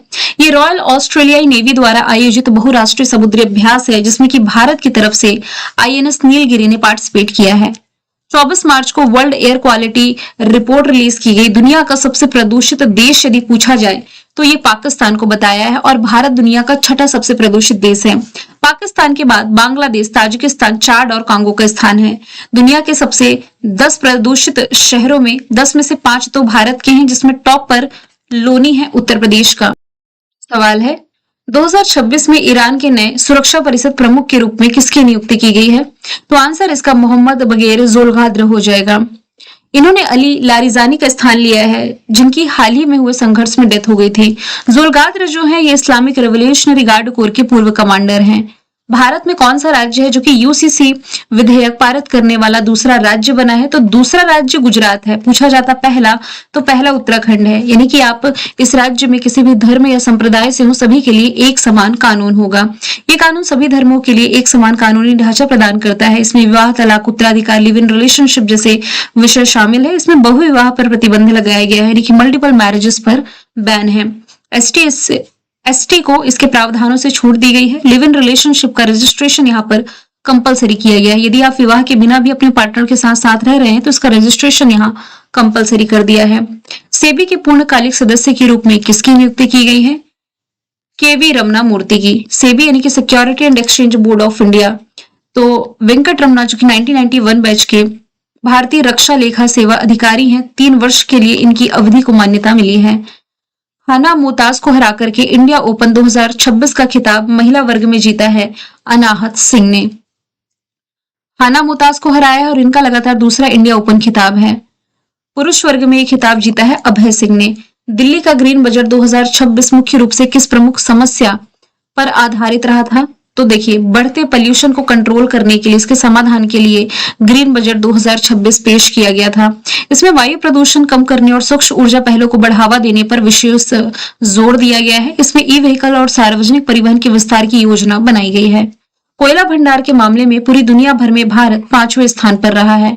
ऑप्शन सी इसका राइट आंसर है। यानी कि भारत के पास दुनिया का 5वां सबसे बड़ा कोयला का भंडार है। ये भंडार भारत की ऊर्जा आवश्यकताओं को लगभग 60 से 70 वर्षों तक पूरा कर सकता है। और तापीय ऊर्जा संयंत्रों के माध्यम से भारत में बिजली उत्पादन में कोयले का योगदान 74% है। विश्व स्तर पर भारत जो है कोयले का दूसरा सबसे बड़ा उत्पादक और उपभोक्ता है। ध्यान रहे कि अमेरिका के पास दुनिया का सबसे बड़ा कोयला भंडार है जो दुनिया के कुल भंडार का 22 से 24% है। इसके बाद रशिया, ऑस्ट्रेलिया, चाइना, फिर भारत है। कौन सी टीम आईपीएल के इतिहास की सबसे महंगी टीम बनी है? Royal Challengers Bangalore. कितने में खरीदी गई है? ये लगभग 16,700 करोड़ रुपए में खरीदी गई है। Aditya Birla group, times of India group, bolt ventures और बैकस्टोन के कंसोर्टियम ने इसे खरीदा है। 2008 में जब शुरुआती इसकी वैल्यू थी तो इससे अब ये 16 गुना अधिक है। स्तुति प्रधान किस राज्य से संबंधित हैं जिन्हें प्रतिष्ठित वर्ल्ड यूथ पार्लियामेंट का मतलब भारत को रिप्रेजेंट करने के लिए ये वर्ल्ड यूथ पार्लियामेंट में चुनी गई हैं? तो ये सिक्किम से बिलोंग करते हैं। ऑप्शन सी इसका राइट आंसर हो जाएगा। वर्ल्ड यूथ पार्लियामेंट में मतलब 2026 में ये जो इवेंट रहेगा इसमें भारत को इन्होंने रिप्रेजेंट किया है। निम्नलिखित में से किसे हारा पार्वती कथा उपन्यास के लिए सरस्वती सम्मान 2026 से सम्मानित किया गया? तो राम कुमार मुखोपाध्याय इसका राइट आंसर हो जाएगा। के बिरला फाउंडेशन के द्वारा यह सम्मान दिया जाता है। 15 लाख रुपए, एक प्रशस्ति पत्र और स्मृति चिन्ह। पश्चिमी एशिया संकट के कारण राष्ट्रीय ऊर्जा आपातकाल लगाने वाला जो दुनिया का पहला देश बना ये फिलीपींस बन गया है। मतलब कि फिलीपींस का ये कहना है कि इसके पास अब केवल 1.5 महीने का 45 दिनों का स्टॉक बचने के कारण, मतलब ये फ्यूल स्टॉक आप कह सकते हैं, क्योंकि अपनी 98% तेल जरूरतों के लिए मिडिल ईस्ट पर निर्भर है। ईंधन आपूर्ति बाधित होने के कारण इसने इमरजेंसी का ऐलान कर दिया है। खेलो इंडिया ट्राइबल गेम का पहला एडिशन शुरू हो चुका है 25 मार्च को। कहां पर? छत्तीसगढ़ में इसकी शुरुआत की गई है। मूल रूप से ये रायपुर, जगदलपुर, अंबिकापुर में खेला जाएगा। शुभंकर इसका मोर वीर है। मोर यानी कि मेरा, छत्तीसगढ़ लैंग्वेज में मोर मतलब मेरा होता है। वीर यानी कि ये साहस और वीरता का प्रतीक है। और देखिए ये जो स्पोर्ट टूर्नामेंट है 25 मार्च से 3 अप्रैल तक चलेगा, तो 3 अप्रैल को इसके फाइनल रिजल्ट आ जाएंगे, तो नेक्स्ट करंट अफेयर की क्लास में अपडेट कर दूंगी। नेक्स्ट क्वेश्चन है, भारत के कानूनी और चिकित्सा इतिहास में अदालत द्वारा निष्क्रिय इच्छा मृत्यु पाने वाले जो पहले व्यक्ति कौन बने हैं? हरीश राणा। ऑप्शन ए इसका राइट आंसर हो जाएगा। अब देखिए ये वाला केस चर्चे में भी था, ध्यान से पढ़िएगा। अभी हरीश राणा का 24 मार्च 2026 को एम्स दिल्ली में निधन हो गया। इनका जो मामला है भारत के कानूनी और चिकित्सा इतिहास में महत्वपूर्ण मील का पत्थर साबित हुआ है, विशेष रूप से जीवन के अंतिम चरण की देखभाल और इच्छा मृत्यु कानून के संबंध में। 31 साल में इनकी डेथ हुई। 2013 से कोमा जैसी स्थिति में थे। पंजाब विश्वविद्यालय में बीटेक की पढ़ाई के दौरान ये 4th फ्लोर की बालकनी से गिरे थे। सिर में गंभीर चोट आई थी, तब से ये कोमा में थे। लगभग 10 साल से अधिक का समय ये बिस्तर पर ही पड़े हुए थे और कृत्रिम पोषण और रुक रुक कर मिलने वाली ऑक्सीजन के सहारे ही जी रहे थे। मतलब कि मौत से बदतर जीवन चल रहा था। परिवार ने इसके लिए कोर्ट में अर्जी भी लगाई। 3 साल से अधिक ये केस चला, जिसके बाद इनके पक्ष में मतलब कि शांति मिली, इनकी आत्मा को शांति मिल गई। ये तड़प रहे थे, इनसे मुक्ति मिली, तो भारत इस कानून को मंजूरी रिसेंटली दिया है सुप्रीम कोर्ट के द्वारा। स्ट्रेट ऑफ हॉर्मुज के रास्ते भारत आने वाले जहाजों की सुरक्षा के लिए भारतीय सेना ने एक ऑपरेशन चलाया, जिसका नाम ऑपरेशन ऊर्जा सुरक्षा रहा है। ऑप्शन सी राइट आंसर हो जाता है। इसका उद्देश्य है स्ट्रेट ऑफ हॉर्मुज जैसे सेंसिटिव क्षेत्र में भारत आने वाले तेल और गैस जहाजों की सुरक्षा करना। पश्चिमी एशिया में बढ़ते तनाव के बीच ये कदम उठाया गया है। भारतीय सेना युद्धपोतों से ऊर्जा जहाजों को स्कॉट कर रही है। स्काई ट्रक्स अवार्ड 2026 में किस हवाई अड्डे को दुनिया का सर्वश्रेष्ठ हवाई अड्डा घोषित किया गया? तो ये सिंगापुर का चांगी एयरपोर्ट हो जाएगा। ऑप्शन सी इसका राइट आंसर है। और 2025 में भी अवार्ड चांगी एयरपोर्ट ने जीता था। लगातार 2 बार ये हो गया। किस राज्य केंद्र शासित प्रदेश में सिंधु नदी हरित गलियारा परियोजना को मंजूरी मिली है? तो लद्दाख इसका राइट आंसर हो जाएगा। सिंधु नदी के तट पर इसका उद्घाटन किया गया विनय कुमार सक्सेना, जो कि यहाँ के उपराज्यपाल हैं, इनके द्वारा। इसका पर्पस है सिंधु नदी के किनारे बंजर भूमि का पारिस्थितिकी पुनर्स्थापना करना, लद्दाख में ग्रीन कवर को बढ़ावा देना और अगले 2 वर्षों में हरित ऊर्जा को 1% से बढ़ा करके 5% करना। लिपु लेक दर्रा पूछा जा रहा है किस राज्य में है? तो उत्तराखंड में है। अभी क्यों चर्चे में आया?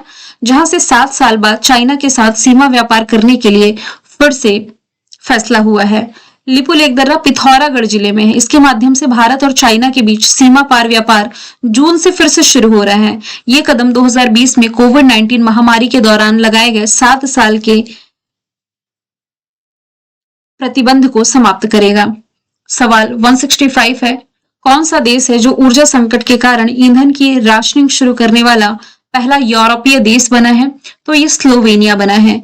अब ईंधन की राशनिंग का मतलब क्या होता है? इसका मतलब ये है कि लिमिटेड मात्रा में, यानी कि एक सीमा निर्धारित की जाएगी कि इतनी ही मात्रा में फ्यूल का इस्तेमाल किया जा सकता है। जैसे कि निजी व्हीकल, प्राइवेट व्हीकल के लिए 50 लीटर प्रतिदिन तय किया गया है। व्यवसाय या किसानों के लिए 200 लीटर तक खरीदने की व्यवस्था इसमें की गई है। निम्नलिखित में से किस विश्व कप विजेता खिलाड़ी को उत्तर प्रदेश सरकार ने क्षेत्रीय क्रीड़ा अधिकारी नियुक्त किया है? तो ये रिंकू सिंह राइट आंसर हो जाएगा। 2025 की वायु गुणवत्ता रिपोर्ट के अनुसार कौन सा शहर दिल्ली को पीछे छोड़ते हुए विश्व का सबसे प्रदूषित शहर बना? तो ये लोनी है। लोनी कहां पर है? उत्तर प्रदेश में है। नेक्स्ट है, चर्चे में रहा आकाशा 300 3D प्रिंटर किस संगठन ने विकसित किया है? स्पेस टाइम 4D के द्वारा ये विकसित किया गया है। ये डुअल एस्ट्रोजन तकनीक को सपोर्ट करता है। 350 डिग्री सेल्सियस तक के तापमान पर ये प्रिंट कर सकता है। बाद में हालांकि और भी बढ़ाया जा सकता है। ये हल्के उच्च शक्ति वाले रॉकेट और उपग्रह घटकों का निर्माण कर सकता है। क्यूएस वर्ल्ड यूनिवर्सिटी रैंकिंग जो 2026 की रिलीज की गई है, दुनिया के शीर्ष संस्थानों में यानी कि भारत के टॉप यूनिवर्सिटीज में या विश्वविद्यालय में ये चुना गया है आईआईटी दिल्ली को। ओवरऑल इसकी रैंकिंग रही है 123। इसके बाद आईआईटी बॉम्बे और आईआईटी मद्रास का स्थान है 129 और 180। बीबीसी के नए महानिदेशक कौन बने हैं? Matt Brittin. British Broadcasting Corporation के अध्यक्ष हैं। इन्होंने टिम डेवी को रिप्लेस किया है, जिन्होंने कुछ समय पहले ही इस्तीफा दिया है। इंपॉर्टेंट क्वेश्चन मार्क करें, नेपाल के 47वें नंबर के प्रधानमंत्री बालेन शाह बने, जो कि पेशे से एक रैपर रहे हैं। रामचंद्र पौडेल, जो कि यहाँ के राष्ट्रपति, इन्होंने ये शपथ दिलाई है। अब तक देश के सबसे युवा प्रधानमंत्री हैं, 35 वर्ष इनकी उम्र है। नेक्स्ट है BRICS CCIV annual women summit 2026 में वुमेन एम्पावरमेंट टेलब्लेजर अवार्ड से सम्मानित किया गया है कल्पना सोरेन को। ये है कौन? तो झारखंड के जो मुख्यमंत्री है ना, हेमंत सोरेन, इन्हीं की ये वाइफ है। ये पुरस्कार इन्हें महिला सशक्तिकरण, समावेशी विकास और ग्रामीण महिलाओं को उद्यमियों के रूप में प्रोत्साहित करने में इनके द्वारा दिए गए कंट्रीब्यूशन के लिए मिला है। यूके में भारत के जो उच्चायुक्त बने हैं पेरियासामी कुमारन, चाइना में भारत के राजदूत जो बने हैं विक्रम दोराईसामी, अभी की क्लास में हमने देखा है। हाल ही में दिल्ली अंतरराष्ट्रीय फिल्म महोत्सव में लाइफ टाइम अचीवमेंट अवार्ड से सम्मानित किसे किया गया है? नंदामुरी बालकृष्ण को। ऑप्शन सी इसका राइट आंसर हो जाएगा।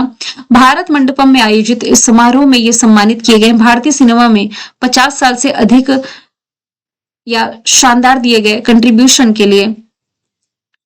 शर्मिला टैगोर और दिवंगत अभिनेता धर्मेंद्र को भी लाइफ टाइम अचीवमेंट अवार्ड से नवाजा गया है इसी समारोह में, याद रखें। ओलंपिक 2028 खेलों का आयोजन कहां किया जाएगा? लॉस एंजल्स अमेरिका में, जिसमें ट्रांसजेंडर महिलाओं और यौन विकास में भिन्नताएं वाले खिलाड़ियों को पार्टिसिपेट करने पर बैन लगाया गया है। केवल जैविक रूप से महिला यानी कि बायोलॉजिकल फीमेल से इस कैटेगरी में पार्टिसिपेट कर सकेंगे। सवाल है, भारतीय वायुसेना द्वारा विकसित भारत के पहले हेलीकॉप्टर लॉन्च ड्रोन सिस्टम का नाम क्या है? तो वायु बाण इसका राइट आंसर हो जाएगा। भारतीय वायुसेना ने या इंडियन एयरफोर्स द्वारा विकसित भारत का जो पहला हेलीकॉप्टर लॉन्च ड्रोन सिस्टम है, इसका नाम वायु बाण है। ये एक स्वदेशी एयर लॉन्च इफेक्ट प्रोग्राम है, जिसे मुख्य रूप से हेलीकॉप्टरों से दुश्मनों के ठिकानों पर निगरानी और सटीक आत्मघाती हमले के लिए डिजाइन किया गया है। ये ऑटोनोमस तकनीक से काम करता है और रियल टाइम वीडियो भेज सकता है। इसकी रेंज की यदि बात की जाए तो ये 50 किलोमीटर से अधिक उड़ान, और समय की यदि बात की जाए तो 30 मिनट तक ये समय ले सकता है। GPS जैमिंग के दौरान भी ये काम कर सकता है। ग्लोबल पोजिशनिंग सिस्टम GPS की फुल फॉर्म हुई। कौन सा राज्य वन उत्पादों के लिए प्रमाण सर्टिफिकेशन हासिल करने वाला पहला राज्य बना है? तो आंसर इसका हो जाएगा आंध्र प्रदेश। ऑप्शन बी इसका राइट आंसर। अब ये जो प्रमाण सर्टिफिकेट है भारतीय वन एवं लकड़ी प्रमाण योजना के तहत दिया जाता है। कहने का मतलब ये है कि लकड़ी और जो भी वनों का उत्पाद है, जैसे कि यहाँ पर यूकेलिप्टस है, तो इसका उत्पादन जो है ये सस्टेनेबल यानी कि टिकाऊ और कानूनी लीगल तरीके से किया गया है, ना कि वनों को नुकसान पहुंचा करके। तो इसके लिए सर्टिफिकेट प्राप्त करने वाला पहला राज्य आंध्र प्रदेश बना है। केंद्र सरकार ने 21 केरोसिन फ्री राज्यों या केंद्र शासित प्रदेशों में घरेलू उपयोग के लिए PDS यानी कि पब्लिक डिस्ट्रीब्यूशन सिस्टम या सार्वजनिक वितरण प्रणाली आप इसे कह सकते हैं, एवं चयनित पेट्रोल पंपों पर केरोसिन यानी कि मिट्टी के तेल की बिक्री की 100 नहीं, माफ कीजिएगा, 60 दिनों की यानी कि 2 महीने की अनुमति दी है। और ये इमरजेंसी निर्णय किस कानून के तहत लिया गया है? पेट्रोलियम एक्ट 1934 और पेट्रोलियम रूल्स 2002 के तहत।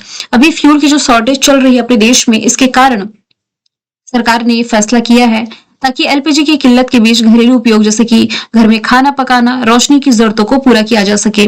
तो सरकारी तेल कंपनियां तय किए गए पेट्रोल पंप में भी केरोसिन रख सकेंगी और बांट सकेंगी, और इन पेट्रोल पंप में मैक्सिमम 5000 लीटर तक केरोसिन रखा जा सकता है।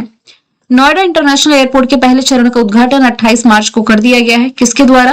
प्रधानमंत्री नरेंद्र मोदी जी के द्वारा। ये गौतम बुद्ध नगर जेवर में स्थित है, जो कि NCR में दिल्ली के इंदिरा गांधी इंटरनेशनल एयरपोर्ट के बाद दूसरा प्रमुख एयरपोर्ट है। पहले चरण में इसकी कैपेसिटी 1.2 करोड़ यात्री प्रति वर्ष की है, बाद में बढ़ा करके 22.5 करोड़ किया जाएगा। अगला सवाल है, भारत में सबसे अधिक इंटरनेशनल एयरपोर्ट वाला राज्य कौन बना है? उत्तर प्रदेश, जिसके पास कुल इंटरनेशनल एयरपोर्ट्स की संख्या 5 है। अब ये 5 इंटरनेशनल एयरपोर्ट है कौन? चौधरी चरण सिंह इंटरनेशनल एयरपोर्ट, ये आपका लखनऊ में है। मैं सिर्फ शहर का नाम लिख देती हूँ, लखनऊ में है। दूसरा एयरपोर्ट है वाराणसी में, जिसका नाम है लाल बहादुर शास्त्री इंटरनेशनल एयरपोर्ट। तीसरा है कुशीनगर इंटरनेशनल एयरपोर्ट, ये कुशीनगर में ही है। फिर अयोध्या में है महर्षि वाल्मीकि इंटरनेशनल एयरपोर्ट। फिर एक जेवर में नोएडा इंटरनेशनल एयरपोर्ट। तो 5 इंटरनेशनल एयरपोर्ट उत्तर प्रदेश में है। इसके बाद केरला और तमिलनाडु में 4-4 हैं। केरला में है तिरुवनंतपुरम, कोच्चि, कोझिकोड और कन्नूर। तमिलनाडु में है चेन्नई, कोयम्बटूर, तिरुचिरापल्ली, मदुरई। महाराष्ट्र तीसरे नंबर पर, जहां 3 इंटरनेशनल एयरपोर्ट हैं।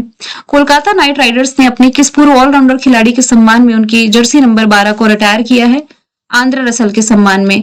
2014 से 24 तक ये टीम का पार्ट थे। 2012-13 में हालांकि दिल्ली कैपिटल्स के साथ इन्होंने आईपीएल करियर की शुरुआत करी। मतलब कि इनके नाम की ये जो जर्सी नंबर 12 है अब और किसी को नहीं दी जाएगी, इनके सम्मान में रिटायर कर दी गई है। 2024 में केकेआर टीम की जो चैंपियन टीम थी इसका भी हिस्सा थे। किस देश को international institute for environmental and development द्वारा जारी खाद्य सुरक्षा सूचकांक में शीर्ष स्थान पर रखा गया? तो ये आइसलैंड हो जाएगा। ऑप्शन 20 का राइट आंसर है। आइसलैंड जो है 10 में से 9.26 के स्कोर के साथ टॉप पर है। ये सूचकांक जलवायु परिवर्तन के बीच भोजन की उपलब्धता, इसकी पहुंच, उपयोग और स्थिरता के आधार पर दिया जाता है। सोमालिया सबसे नीचे है। संवेदनशील देशों में भारत की स्थिति बताई गई है, यानी कि भारत को खाद्य सुरक्षा के प्रति सबसे संवेदनशील बड़ी अर्थव्यवस्थाओं में से एक के रूप में पहचाना गया है। किस देश में दुनिया की पहली केवल माल ढुलाई वाली बुलेट ट्रेन शुरू की गई? तो माल ढोने के लिए बुलेट ट्रेन पहली बार शुरू की गई है जापान में। जापान में ईस्ट जापान रेलवे कंपनी के द्वारा ये संचालित हुआ है। 275 किलोमीटर पर आवर की स्पीड से माल पहुंचा सकती है और ईस्ट जापान रेलवे कंपनी इसकी ऑपरेटर है। 275 किलोमीटर पर आवर इसकी स्पीड है। हाइड्रोजन बेस्ड ट्रेन चलाने वाला दुनिया का पहला देश जर्मनी। एशिया का पहला देश जिसने हाइड्रोजन बेस्ड ट्रेन चलाई थी चाइना है। भारत की पहली हाइड्रोजन ट्रेन हरियाणा में जींद सोनीपत मार्ग पर शुरू किया गया। एबल प्राइज जो 2026 का मिला है ग्रेड क्वाल्टिंग्स को मिला है और यही अवार्ड 2025 का मिला था जापान के मसाकी काशिवारा को। इसे मैथ्स का क्षेत्र का नोबेल पुरस्कार माना जाता है। तो जर्मनी के Max Planck Institute for Mathematics से ये बिलोंग करते हैं जिन्हें ये प्रतिष्ठित अवार्ड मिला है।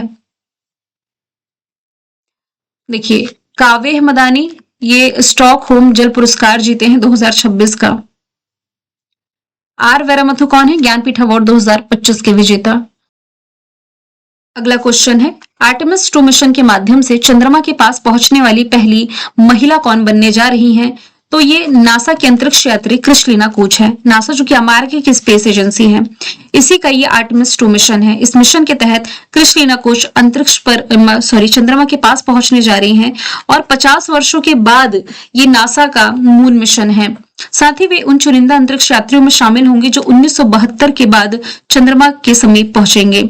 अपोलो मिशन था ना नासा का, इसके बाद ये अब 50 साल के बाद इसका आर्टेमिस 2 मिशन है।